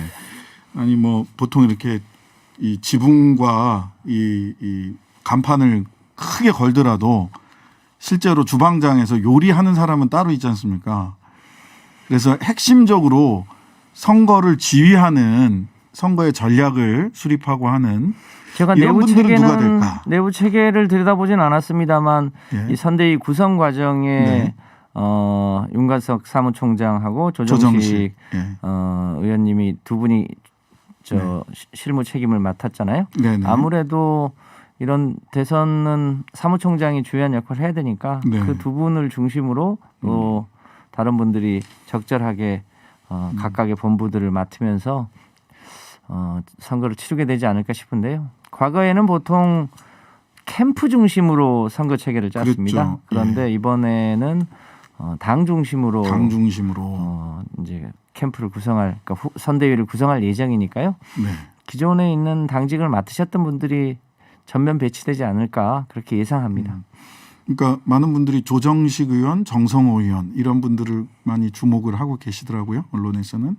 정성호 의원님은 특보단을 맡으시는 것 같던데요. 네. 안민석 의원님하고. 그 내일 그 선대위에서 뭐 언론에서 보면 뭐 초선 비서실장 또 여성 2030 여성들을 뭐 공략하기 위해서 여성들을 전면에 배치 선대위 전면에 배치하는 거 아니냐 뭐 이런 얘기들도 있던데 깜짝 인선도 분명히 있을 것 같은데 네, 그건 제가 말씀드릴 수 있는 범위를 벗어나는 것 같습니다. 아, 그러신가요? 말씀을 안 해주시는 것 같다는 느낌을 강하게 듣게 되는데요. 자, 그 다음에 오늘 아침에 우상호 의원도 그렇고 오영훈 의원도 조금 부정적인 이야기를 하셨는데 소위 재난지원금 30만 원에서 50만 원까지 추가로 지급하자. 그 다음에 뭐 주 4일제 이야기 이런 얘기와 관련해서는 이게 오늘 아침에 뉴스공장에서 우상호 의원도 당과 조금 더 협의가 있었어야 되는 거 아니냐. 또 오영훈 의원도 라디오 인터뷰에서 좀 더 고민이 필요한 부분이다. 이런 이제 내부 그러니까 야당에서 이거 뭐 금권 선거다 돈 풀기다 이거는 뭐 나올 수 있는 얘기니까 그런데 내부에서도 이런 얘기가 나온다는 거죠. 그러니까 정책 행보에 당과 아직 충분히 조율이 안 돼 있는 거 아니냐 이런 걱정이 있습니다. 이 부분은 어떻습니까? 네, 아무래도 선대위 발족이 이제 내일 되니까요. 네. 그 선대위 내에 정책, 전략, 조직 이런 각 이제 실무 라인이 짜지면 조금 더 유기적으로 당과 후보가 뭐 사전에 충분히 논의하면서 가게 될 것 같은데요. 네. 후보가 이제 전 국민 재난지원금과 관련해서 다른 주요 선진국들이 이 코로나 위기 과정에서 이제 재정을 이제 확대했던 것을 고려해 보면 우리가 상대적으로 네. 재난지원금 규모가 작았던 게 사실이고 네. 그런 한국의 이제 이 재정 규모나 이런 걸 고려해 볼 때는 국민 1인당 최소한 100만 원 정도씩은 지급을 하는 게 좋지 않겠냐는 네. 의견이었잖아요. 네. 그리고 기왕에 평균에서 한 50만 원 그러니까 초반에 4인 가족 기준으로 100만 원 그리고 그렇죠. 이번에는 1인당 25만 원씩 해서 88%까지 이제 지급을 한 거니까요. 대략 한 50만 원 정도는 집행을 한 거고 아직도 코로나 위기가 끝나지 않은 만큼 추가로 30에서 50만 원 정도는 지급을 하자는 건데 네. 그거를 꼭 뭐 바로 하자는 거라기보다는 그런 것이 필요하다고 이제 운을 띄운 거고요. 우선순위를 고려해서 어디부터 어떻게 할 건지 이런 거는 당도 좀 더 빠른 시일 내에 논의를 해서 이 재난지원금이 보다 효과적으로 쓰여서 국민들을 더 위로하고 치유할 수 있도록 해야겠죠. 근데 그 과정에 대해서는 뭐 다양한 의견이 있을 수 있으니까 네. 다양한 의견을 수렴해 가면서 당이 의사결정을 하고 또 뭐 야당도 있고 또 국민들의 충분한 공감을 얻는 과정을 거쳐서 해야겠죠. 그러니까 그 국민의힘은 보니까 당 대표보다 대선 후보가 결정이 되면 대선 후보가 당무 우선권이라는 게 있는데 지금 민주당에는 당무 우선권 이런 게 대선 후보에게 있는 건 아닌가요? 민주당도 대선 후보가 뭐 추천하여 협의하여 뭐 이렇긴 한데 네. 국민의힘처럼 당무 우선권의 정권을 가져가는 체계는 아니긴 하죠. 네. 그렇더라도 이제 후보가 갖는 무게가 있기 때문에 네네. 후보와 충분히 상의해서 정책이나 네. 입법이나 이런 걸 해야겠죠. 조금 더 어렵겠네요. 당무 우선권 한 군데 몰아주는 게 아니라 어쨌든 협의하고 하는 과정들이 필요해서 그러다 보니까 뭐 그 음식점 총량제, 주 4일제 이런 것들이 그 연일 논쟁이 되고 있습니다. 재난지원금까지. 이게 선거에는 어떻게 당 내부에서는 어쨌든 조율의 과제가 있다라고 할 수 있을 텐데 선거에서는 이거 대장동 이슈 덮기용 아니야? 라는 평가 또는 어쨌든 논란이 되는 건 좋은 거야. 아니야. 자꾸 이렇게 준비 안 된 얘기가 나온 거는 후보한테 불리해지는 거 아니야? 이런 여러 가지 평가들이 있습니다. 어쨌든 지금 이재명 후보가 띄웠던 화두를 던졌고 약간 던져놓고 뒤로 주춤주춤하는 모양새들이 지금 몇 가지 이슈에서 지금 주 4일제라든지 음식적 총량제라든지 이런 게 좀 있었는데 어떻습니까? 이게 정치적 효과는 어떤가요? 지금 이재명 후보의 지금 던지는 화두들이. 대한민국이 세계에서 가장 빠르게 성장하면서도 지나놓고 보니 상대적으로 시행착오를 최소화하면서 여기까지 오게 된 데에는 대통령 5년 단임제가 한계가 있음에도 불구하고 네. 5년 단위로 대한민국의 모든 묵은 과제들을 다 한 번씩 꺼내서 얘기를 하죠. 국민적인 동의를 구하는 과정을 거쳤기 때문에 이런 발전이 있을 수 있었는데요. 유독 이번 대선은 일종의 정책 의제들이 전면에 등장하지 않고 있었잖아요. 현재까지는. 네네네. 이제 그런 면에서 저는 긍정적이다 이렇게 보여지고요. 다만 음식료 총량제나 주 4일제는 그 내용 후보가 말한 전체 맥락을 보면 무슨 특별히 후퇴하거나 이럴 내용이 없습니다. 네네. 특히 우리 모든 국민들이 음식점을 차렸다가 망했다가 치킨집을 차렸다가 망했다가 이런 과정들을 너무 많이 지켜봤기 때문에 맞습니다. 저도 단체장을 해봤습니다만 그런 고민을 한 번쯤 안 해볼 수 없거든요. 맞아요. 그런 고민의 일단을 얘기한 거고요. 주 4일제 문제도 문재인 정부 들어서 주 52시간을 한 덕분에 대한민국의 노동시간이 연 2,000시간이 넘었다가 한 100시간 정도 줄였거든요. 예. 그만큼 과로 사회를 벗어나는 계기이기도 하고 다른 선진국들이 대개 주 4일제로 많이 전환이 됐기 때문에 우리도 고민은 해야 됩니다만 어떤 것을 우선순위에 둘 것인가 이제 정년 연장 문제도 있을 수 있고요.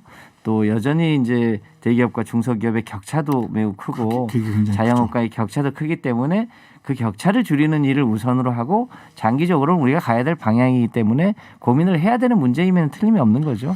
그런 차원으로 이해하시면 어떨까 싶습니다. 예, 음식점 총량제 얘기도 그렇고 주 4일제 문제도 그렇고 노동시장의 재편, 그 노동 구조의 재편과 연동되지 않으면 이것만 딱 따로 떼놓고 이야기할 수 없는 그렇습니다. 이슈라서 이런 게 조금 더 포괄적이고 총체적으로 제시됐으면 더 좋지 않았을까, 논쟁이 훨씬 더 생산적으로 가지 않았을까라고 하는 생각은 듭니다. 자, 안철수 후보가 오늘 대선 출마를 선언했습니다. 이재명 후보를 겨냥해서 포퓰리즘 정치는 나라에 발붙이지 못하도록 하겠다. 굉장히 세지셨어요. 노원에서 같이 또 제가 구청장 할 때 예. 무소속으로 출마를 하셔서 예. 제가 공식적으로 도울 위치는 아니었습니다만 그래도 네. 마음속으로 많이 성원했던 가까이서 뵀던 분인데 네. 발붙이지 못하도록 해서 굉장히 발언이 세지셨어요. 최근에 안철수 후보가. 자, 안 대표의 등장 대선에 어떤 별수가 될 거다 이렇게 보시나요? 이것저것 다 떠나서 뭐 아시는 대로 안철수 정치가 이제 10년 정도 됐잖아요. 누구보다도 탈당을 많이 하고 또 창당도 많이 하고 자기 입장을 많이 바꿔 왔는데 정치인에게 딱 하나만 고르라면 저는 정치인의 말에 대한 신뢰라고 생각하거든요. 신뢰. 그런데 그 대선을 3번 출마하는 과정에서 그 신뢰가 계속 낮아져 왔던 과정이죠. 아직도 약간의 기대를 거는 분이 없는 건 아니겠습니다만 그가 10년 동안 보여줬던 정치, 특히 그 새정치의 모호함이 있었고 또 오히려 그것이 계속 말이 번복되어 왔던 과정 때문에 얼마만큼 국민들에게 신뢰를 받을 수 있을까에 대해서 저는 과거에 비하면 그 무게나 값어치가 많이 낮아지지 않았을까. 민주당 입장에서는 잘한다 해야 되는 거 아닙니까? 지금 사자 구도에서 보니까 안철수 후보 양자 구도일 때보다 안철수 심상정 이렇게 사자 구도로 갔을 때 이재명 후보의 그 득표율이나 또는 그 당선 가능성이 더 높아지는 것으로 여론조사에서는 이렇게 보통 나오는데 안철수 후보가 이제 본인이 과거 노태우 중간평가 했던 것처럼 중간평가 얘기를 하는데 현실적으로 어느 국민도 안철수 후보가 대통령이 될 거라고 예상하는 분은 없을 것 같고요. 또 다시 일종의 후보 단일화 등을 통해서 본인의 입지를 키우는 쪽으로 가게 되지 않을까라고들 예상하는데요. 뭐 정치가 살아있는 생물이니까 어떻게 될지 모르겠습니다만 그렇게 구상하고 또 나오는 것 자체가 국민들에 대한 예의도 아니고 민폐 아닌가 싶습니다. 민폐다. 자, 여튼 그러면서 지금 뭐 김동연 후보, 심상정 후보도 출마를 지금 공언을 하고 있고 이미 후보로 선출이 됐죠. 심상정 후보도 그렇고 뭐 김동연 후보도 출마 선언을 이미 했고 새로 정당을 창당하겠다라는 말씀까지 하신 상황에서 저쪽이 그 말하자면 국민의힘과 안철수 후보가 뭐 혹시 단일화 프레임으로 걸게 되면 이전 서울시장 선거 때처럼 관심이 다 그쪽으로 야당 단일화 프레임으로 가게 된다. 그럴 경우 민주당 입장에서도 정의당 심상정 후보와의 단일화 추진 여부 이런 부분들 물론 뭐 심상정 후보가 응하지 않겠다는 단호한 입장을 펼치고 있습니다만은 전략적으로 계산에 좀 두고 있어야 되는 거 아닌가라는 생각들도 많은 분들이 얘기를 하고 계시는데 어떤가요? 아무래도 한국이 뭐 프랑스처럼 결선 투표제를 두고 있지 않기 때문에 네. 그 국민들의 바람에 따라서 그 일종의 사전의 단일화 혹은 뭐 연정 이런 거는 결국은 뭐 정치를 하는 정당끼리로 나타나겠지만 최종적으로는 결국 국민의 마음이 움직이는 것에 따라서 네. 그 해당 정당이나 후보가 움직이게 되지 않겠습니까? 네. 이제 그런 면에서 문은 열려 있다라고 네. 보여집니다. 네. 과거 노회찬 의원이 살아있을 때 가졌던 당시에 지금의 정의당이 가졌던 전략도 있었고요. 또 지금 우리 국민들이 또 바라는 바가 있고 더 중요한 것은 당시의 후보를 통해서 대한민국을 어떻게 바꿀 것인가 결과적으로 민생을 어떻게 더 행복하게 할 것인가 더 평등하게 할 것인가에 대한 바람이 적정하게 그 후보를 통해서 전술적으로 나오는 거기 때문에 닫혀있는 문은 아니라라고 생각합니다. 닫혀있는 문이 아니다. 자, 한국갤럽에서요. 10월 26일부터 28일까지 조사를 전국 만 18세 이상 1,000명의 조사를 한 것에 보면 대장동 사건에 대한 특검 도입 65%가 도입해야 된다. 25%가 그럴 필요 없다. 특히 민주당 지지층에서도 41%가 특검 도입을 지지한다. 지금 사실은 대장동 건 관련해서 검찰 수사가 조금 다들 흔쾌하지 않은 부분들이 있어서 이런 얘기가 나오는 것 같은데요. 구체적으로 뭐 검토되는 바가 있습니까? 아직까지 뭐 특별히 검토되는 바는 없습니다만 오늘 이제 검찰이 김만배, 남욱, 정민용 세 사람을 구속영장을 다시 영장 청구했지 않습니까? 그리고 유동규 씨에 대해서는 배임 협의를 추가했는데 이뿐만 아니라 아직까지 국민 눈높이에서 보면 의혹이 해명되지 않는 데가 여러 군데가 있죠. 네. 그 최초의 돈의 원천과 관련해서도 아직 해명이 안 돼 있고 네, 그렇죠. 또 이 하나은행 그 컨소시엄 과정도 좀 해명이 안 돼 있고 네. 또 소위 50억 클럽 멤버들에 대한 조사도 좀 거기는 막 좀 중단돼 있는 것 같아요. 수사가. 지지부진하고 그래서 이 몇 가지 의혹들을 좀 검찰이 조속하게 수사를 마무리를 하고 그럼에도 불구하고 의혹이 해소가 안 된다고 하면 그러면 그때 가서는 특검을 아니할 방법이 없는데 아니할 방법이 없다. 우선은 검찰이 조속하게 수사를 하고 난 후에 판단해야 될 문제라고 보여집니다. 이제 그런 면에서 검찰이 명명백백하게 그 의혹을 밝혀내기를 이제 바라고 있는 상황입니다. 네. 검찰이 잘못하면 아니할 방법이 없다라는 말씀을 주셨습니다. 아까 여론조사 자세한 내용은요. 중앙선거 여론조사 심의위원회 홈페이지를 참조하시면 되고요. 자, 지금까지 김성환 더불어민주당 의원님과 말씀 나눴습니다. 오늘 말씀 감사합니다. 고맙습니다. 자, 중진의 격 야당 편 이어갑니다. 조혜진 국민의힘 의원님 어서 오세요. 반갑습니다. 조혜진입니다. 아유, 한숨 돌리셔야 되겠어요. 그냥 급하게 도착하시느라고. 예. 네. 자, 국민의힘 경선이 이번 예. 주는 뭐 핵심 이슈일 수밖에 없습니다. 예. 어제로 TV 토론 일정 모두 마무리됐는데요. 예. 총평을 한번 좀 해주시죠. TV 토론 어땠습니까? 한 10번 한 거죠 지금? 예. 뭐 평이 좀 갈리는데요. 네네. 뭐 잘했다는 분도 계시고 기대에 못 미쳤다는 분도 계시고. 근데 어쨌든 큰 문제 없이 뭐 원만하게 잘 마무리한 거는 이제 다행이라는 생각이 들고요. 네. 이제 기대에 못 미쳤다는 그 평가를 넘어서 가지고 걱정하는 그 분들이 이 토론 후반에 가면서 늘어났거든요. 그렇죠. 이렇게 하고 원팀 되겠냐 이 걱정이죠, 사실. 예. 그 원팀이 될 수 있느냐는 게 토론의 주제이기도 했어요. 또 이래같이 되겠습니까? 잘 안 될 것 같으니까 토론 주제로까지 예. 원팀 되겠습니까가 올라온 거죠. 후보들끼리 자기들끼리 주고받으면서 예. 원팀 이야기를 계속했거든요. 예. 그런 걸 생각하면 마지막 토론은 이제 그런 우리 당원들이나 지지자들의 우려를 다들 의식을 해가지고 네. 마지막은 비교적 또 훈훈하게 어제는 별로 안 훈훈했던 것 같은데 바로 직전 토론은 조금 훈훈해지려고 했었는데 어제 토론 저도 봤거든요. 대부분 봤지만. 그런데 어쨌든 바로 그 다음에 이제 경선이 들어가기 때문에. 네네.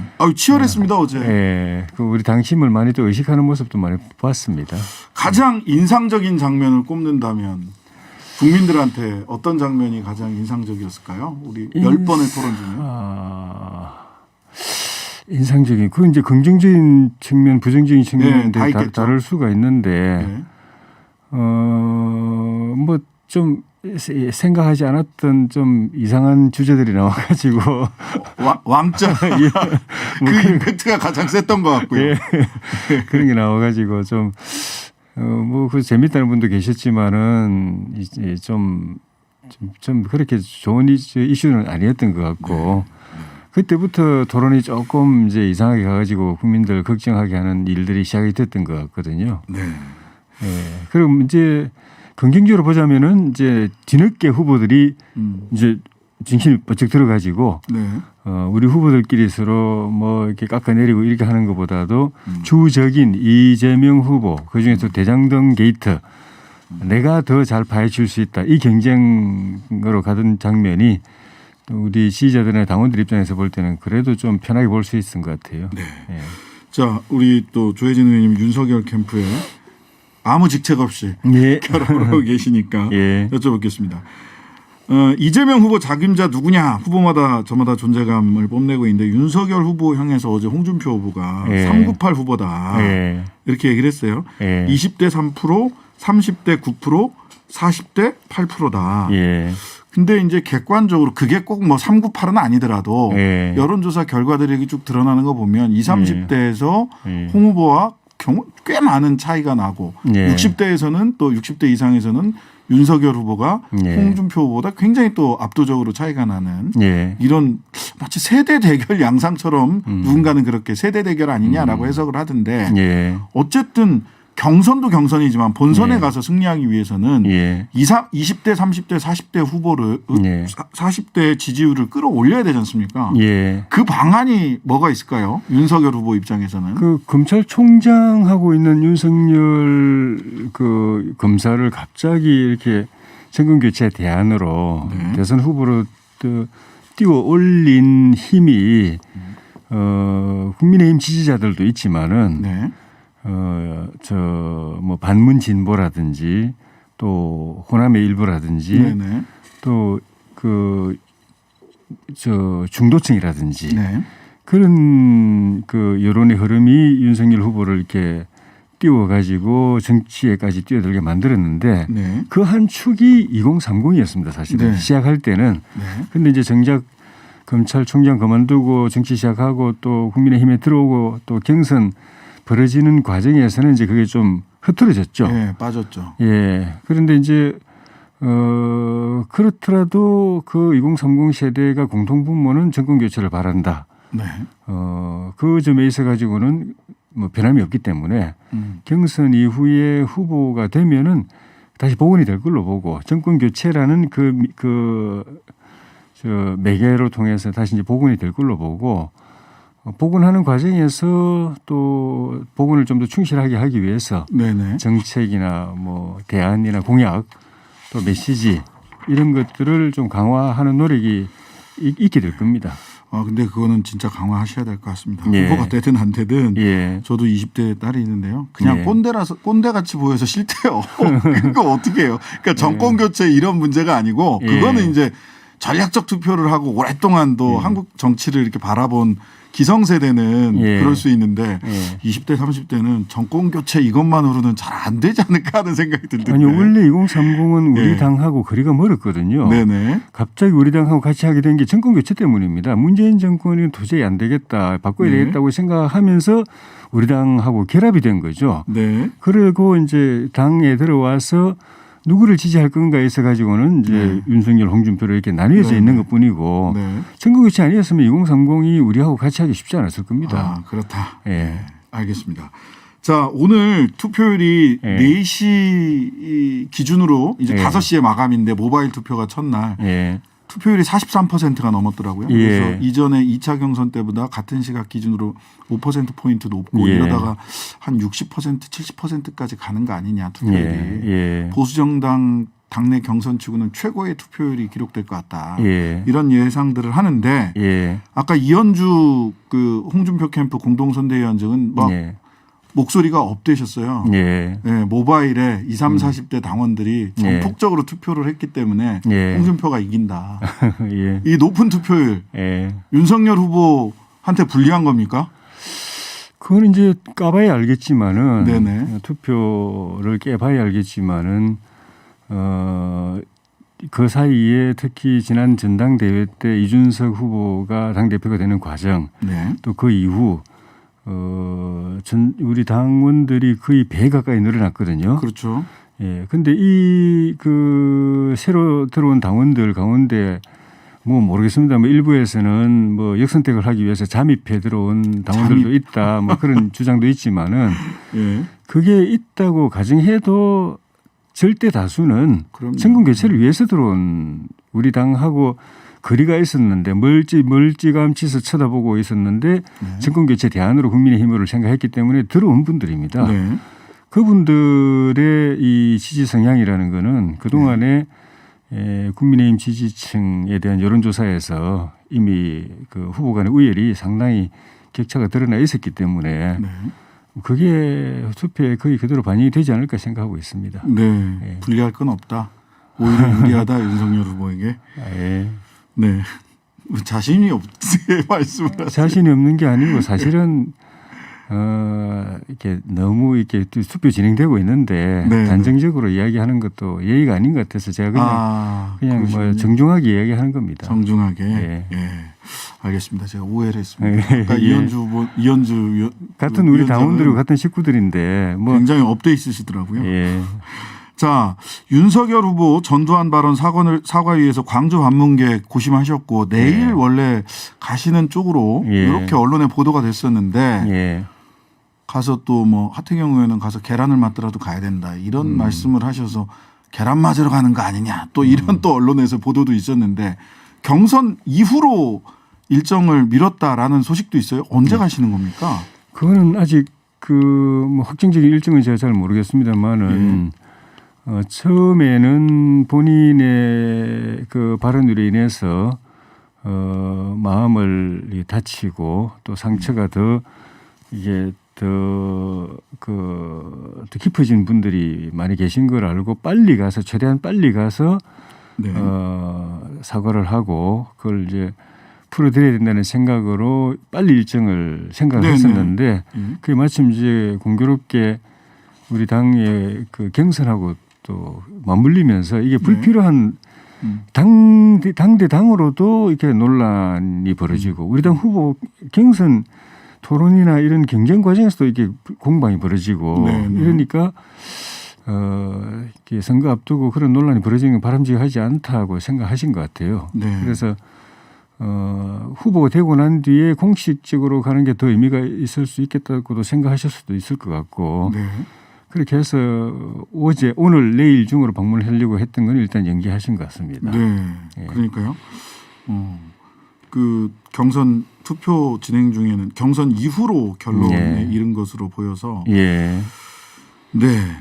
자, 그러면은 이제 경선은 조금 더 두고 봐야 될 것 같고요. 예. ARS가 3일 4일 돌아가면 예. 그때는 또 연세 드신 당원분들이 윤석열 예. 후보를 많이 지지하는 연세 드신 당원분들이 투표율이 쭉 또 올라가지 않을까 하는 그런 기대도 언론에서는 그런 기대를 하고 있다. 뭐 이렇게 보도를 하던데 여론조사 말씀이십니까? 3, 4일? 3, 4일 여론조사하고 ARS 투표가 같이 예, 예, 가더라고요. 예. 예, 당원 투표, ARS 당원 투표, 모바일로 예. 하지 못했던 분들한테 예. 3, 4일이 하여튼간에 가장 중요한 분수령이 되지 않을까 하는 생각도 드네요. 그렇게 보는 분들도 계시고 또 네. 일부에서는 웬만하게 투표할 분들은 오늘 다 했다. 벌써? 이런 분들도 계시고. 그래서 네. 뭐 아무래도 어쨌든 어르신들이 모바일로 투표하시는 것은 좀 불편함이 있지 않으셨을까? 그렇죠. 그분들을 생각해서 이제 ARS 투표를 또 하는 거죠. 네. 예. 자, 오늘 안철수 후보가 대선 출마를 했습니다. 예. 그리고 아까 이태규 의원님하고도 인터뷰를 했는데 예. 뭐 양당을 다 싸잡아 비판하면서 예. 제1야당이 지금 하는 게 뭐냐. 예. 우리는 독자 완주한다. 예. 완주가 되겠습니까? 죄송한 말씀이지만 그거부터 한번 여쭤보겠습니다. 안철수 후보가 당선 가능성이 유력하다고 하면 완주하실 겁니다. 네, 지금 조사 결과로는 뭐 썩 그래 보이지는 않는데. 그렇게 판단이 그때까지는 일단 노력을 하겠죠, 최대한. 네. 근데 그게 사실 기대하기 어렵다고 판단되는 시점이 오면은 네. 그때는 이제 다른 또 고심을 하시겠죠. 그리고 네. 결단을 하시겠죠. 네. 왜냐하면 본인이 이렇게 출마하는 목적이 정권 교체를 위한 거 아닙니까? 네. 본인 스스로도 그렇게 천명을 했고 정권 교체를 위해서 출마를 하는데 정권 교체가 본인이 당선이 되어서 정권 교체가 돼도 좋은 거고 그게 또 본인 입장에서는 제일 좋은 거고 네네. 그렇게 안 됐을 때 정권 교체를 이루는 방법이 뭘까 거기에 자기가 역할을 하는 방법이 뭘까 하는 건 그 시점에서 고민하실 텐데 그건 우리가 뭐 다 생각하는 것처럼 선거연대나 네. 후보 단일을 하는데 그 선거연대라든지 이제 통합이라든지 네. 그런 그 길을 놓고 네. 그 시점에서 이제 고심해서 결단하실 걸로 생각합니다. 홍준표 후보는 DJP 연합처럼 안철수 후보와 공동정부 창출도 가능하다. 예. 이렇게 정치적 제안을 내놓으셨어요. 근데 윤석열 캠프는 예. 후보 측에서는 물밑에서 우린 충분히 소통하고 있다. 예. 아까 이태규 의원이 사실이 아닙니다. 우리 윤석열 캠프와 소통한 적 없습니다. 이렇게 예. 얘기를 하시던데 윤석열 캠프는 안철수 후보 쪽하고는 뭐 어떤 정치적 제안이나 또는 물밑 접촉이나 뭐 이런 게 있나요? 기본적으로는 정권 교체를 위해서 같이 힘을 모아야 될 파트너다라는 인식을 서로 공유하고 있다고 봐야죠. 네. 구체적인 방법은 어떻게 할 건지는 지금 뭐 출마하신 분도 없고 그런 걸 이야기하는 건 예의가 아니고요. 네. 어떤 형태로든지 간에 이 선거 과정에서 서로 힘을 모으게 되면은 네. 집권하고 나서 국정 운영하는 데서도 당연히 힘을 모아야 되고요. 네. 각자 역할이 있어야 되고 네. 또 곧바로 또 지방선거 6월 1일 지방선거가 있기 때문에 지방선거 승리 또 2년 뒤 총선 승리를 위해서 당연히 서로 또 합심해야 되고 그 과정에서 우리 후보는 이미 대통령이 만약에 된다고 그러면 이미 대통령이 됐기 때문에 네. 한철수 후보 같은 경우에는 차기를 봐야 될 거 아니겠습니까? 네. 그렇죠. 차기를 생각할 때 본인이 이 선거 과정에서 더 기여를 하고 네. 그리고 집권 또 국정 운영 과정에서 더 역할을 통해서 국민들의 신임을 얻으려고 할 거고 네. 또 그 이어지는 지방선거 총선에서 우리 그 우파 진영이 중도 우파 진영이 압승하는 데 본인이 주도적 역할을 할 거고 그것이 다음에 자기가 도전할 때 큰 밑바탕이 된다고 생각하고 최선을 다하실 걸로 봅니다. 뭐 좀 앞서 나간 이야기지만 예, 우리 예. 국민의힘 의원님들 중에서 예. 안철수 후보에 대해서 이렇게 순하고 착하게 얘기해 주신 분은 처음이신 것 같아요. 마지막 예. 아니 근데 그 안철수 후보의 존재가 이 당락의 캐스팅 보트가 되면은 당연히 우리가 잘 모셔야 되지만 네. 설령 우리가 압도적으로 이기고 안철수 후보 표가 없어도 이긴다고 하더라도 네네. 정권 교체를 바라는 분이면은 당 1%를 가진 분이라도 저는 다 같이 가야 된다고 봅니다. 네. 네. 자 마지막으로요. 짧게 네. 이재명 후보가 재난지원금 30만 원에서 50만 원 정도는 예. 추가 세수가 있기 때문에 예. 그걸 가지고 지원해야 된다 이렇게 얘기를 했어요. 예. 자영업자 손실 문제 어떻게 해소할 거냐 뭐 하면서 어쨌든 간에 추가로 예. 재난지원금 얘기를 했는데 예. 내놓고 하자니 약간 조금 뭐 껄쩍지근하고 또 예. 그렇다고 그걸 뭐 찬성하기도 어려운 예. 이런 제안 아니냐라고 언론에서는 평가를 하던데 어떤가요? 저는 문제가 있다고 봅니다. 문제가 전부터 있다. 그렇게 주장을 해왔고 네. 그 돈이 하늘에서 떨어진 돈이 아니고 국민들 혈세입니다. 네네. 가만 걷어가지 않고 놔뒀으면 국민들이 정말 요긴하게 쓸 돈을 다 걷어가 놓고 네. 그걸 선심성 퍼주기로 쓰는 거는 정말 그 정치적 배임 행위라고 저는 생각이 들고 네. 더구나 선거 앞두고 그렇게 하는 거는 이건 노골적인 매표행위고 금권 선거입니다. 네. 그런 사람 그렇게 하는 이 그 정권이나 정당이나 후보는 나중에 저는 정치적으로 엄중하게 책임을 져야 된다고 봅니다. 예, 매표 행위다라고 예. 말씀을 주셨습니다. 정치적 배임 행위, 정치적 배임 행위다. 행위 행위입니다. 자기 돈이 아니기 때문에. 네.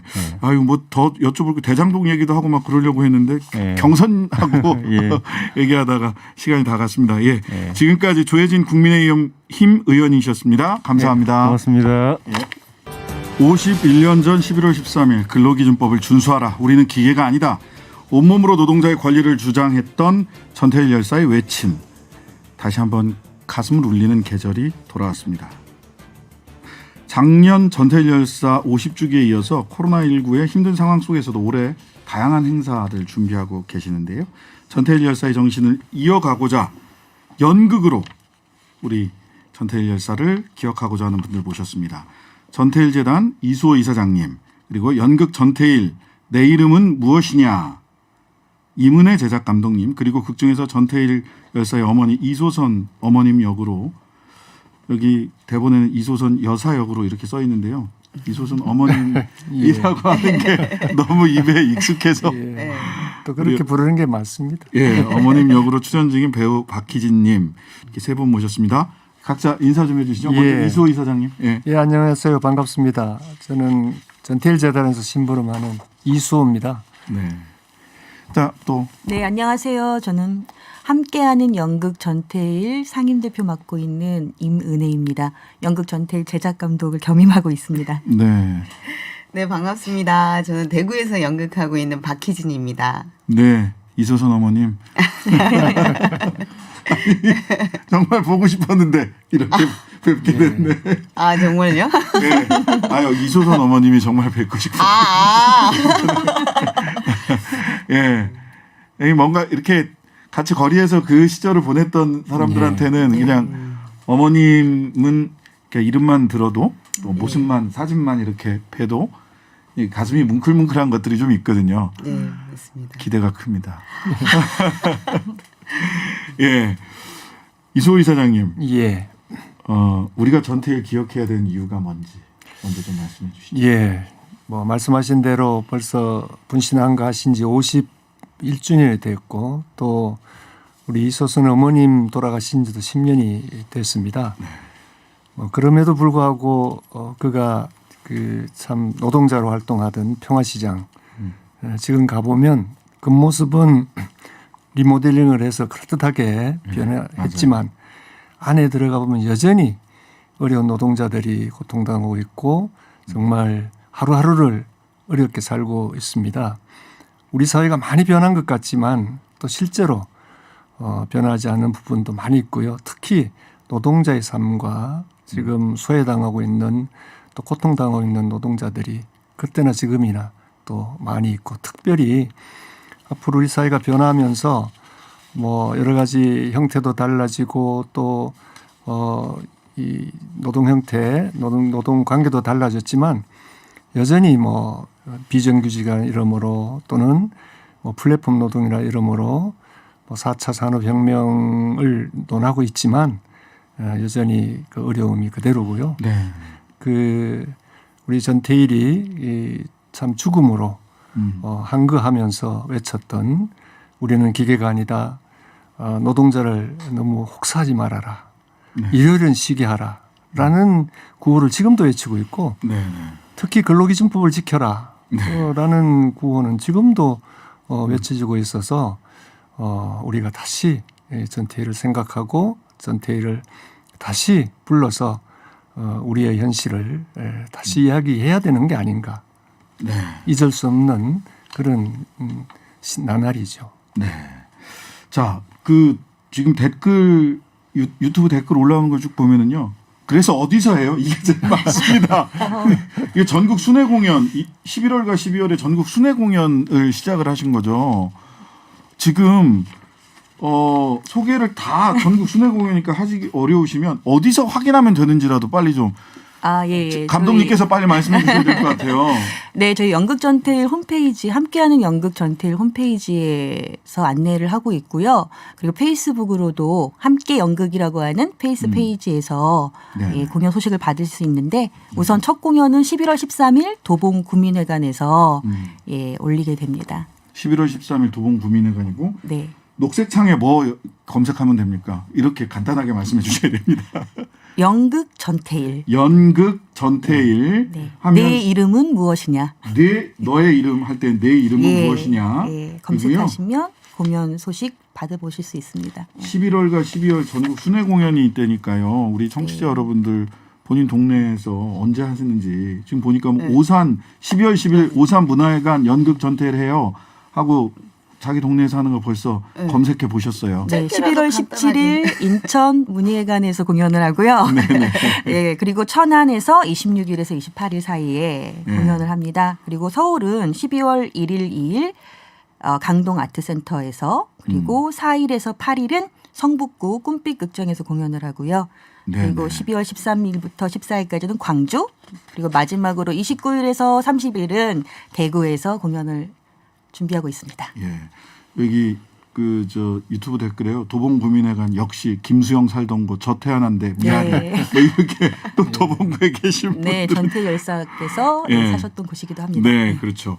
자, 그 사실 작년이 50주기라서 정말 많은 그 행사가 있었고 작년부터 순회 공연이 이게 있었다라고 하던데 이게 연극 어떻게 제작하게 됐는지 그다음에 부제가 내 이름은 무엇이냐예요. 어떤 질문을 지금 하고 계신 것 같은데 제작 경위나 이름에 대한 얘기를 좀 이름을 부제를 왜 이렇게 붙이셨는지 말씀 좀 전해주시죠.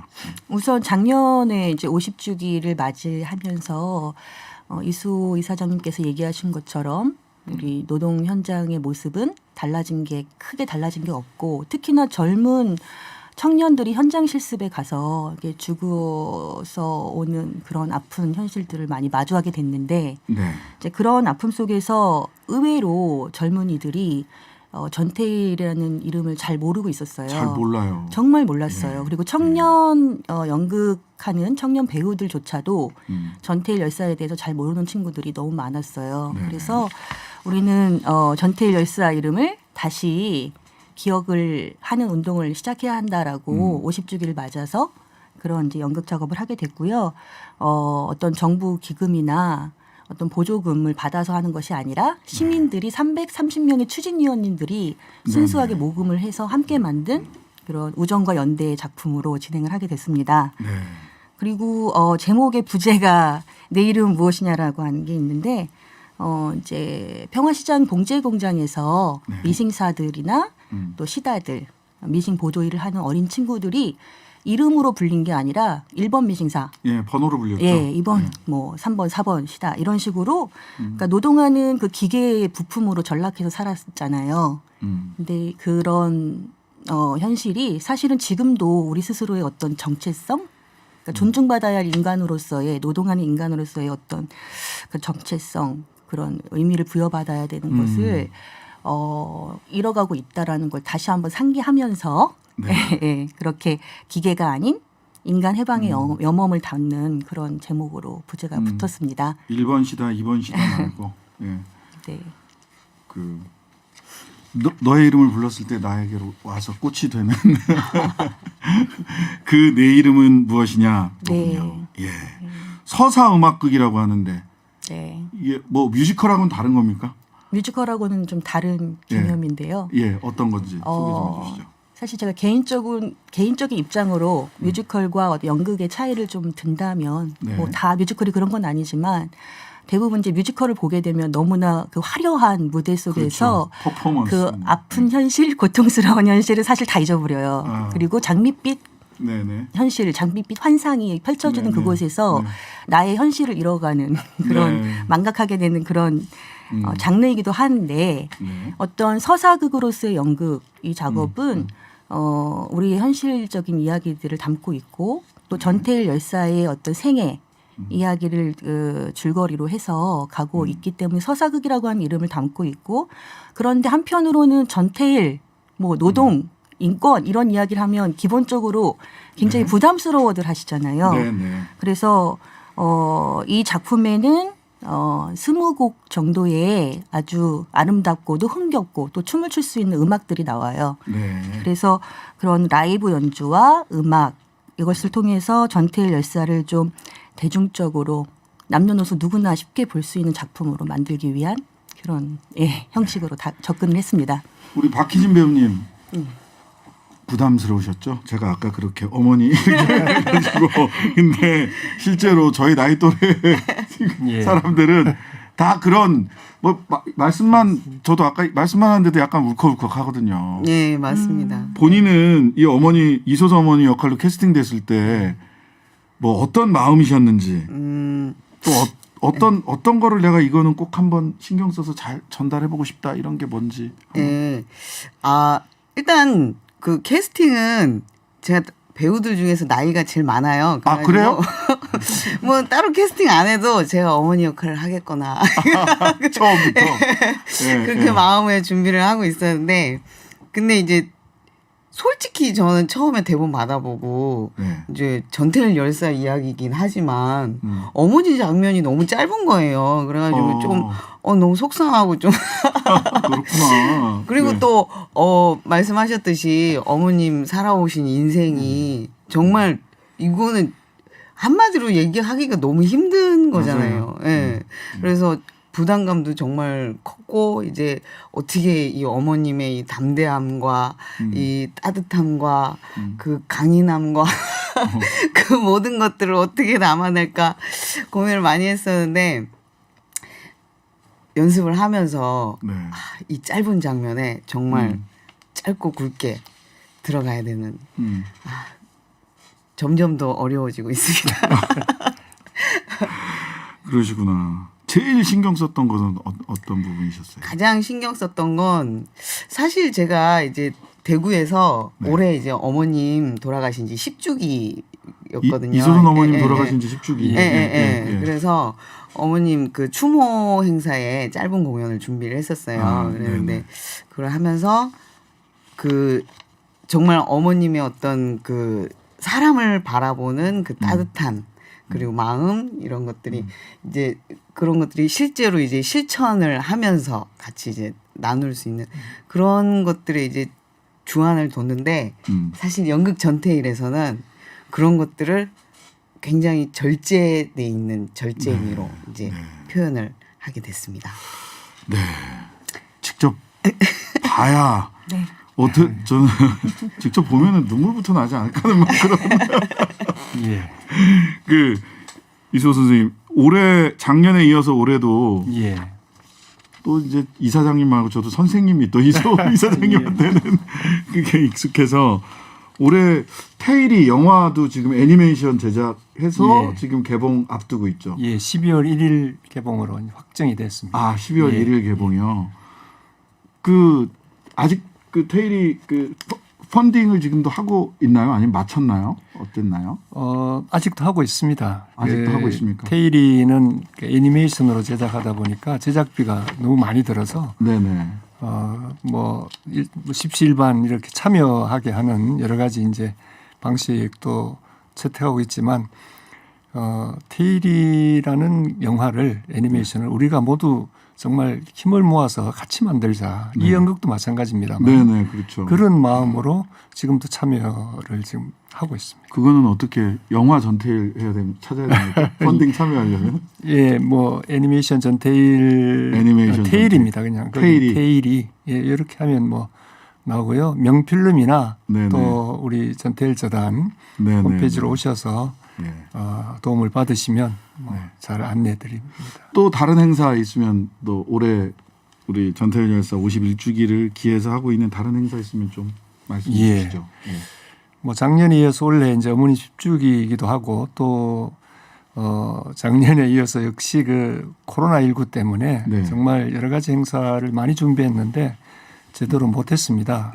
그럼에도 불구하고 우리 정말 연극 전태일이 고군분투해서 그나마도 좀 공연도 많이 했는데요.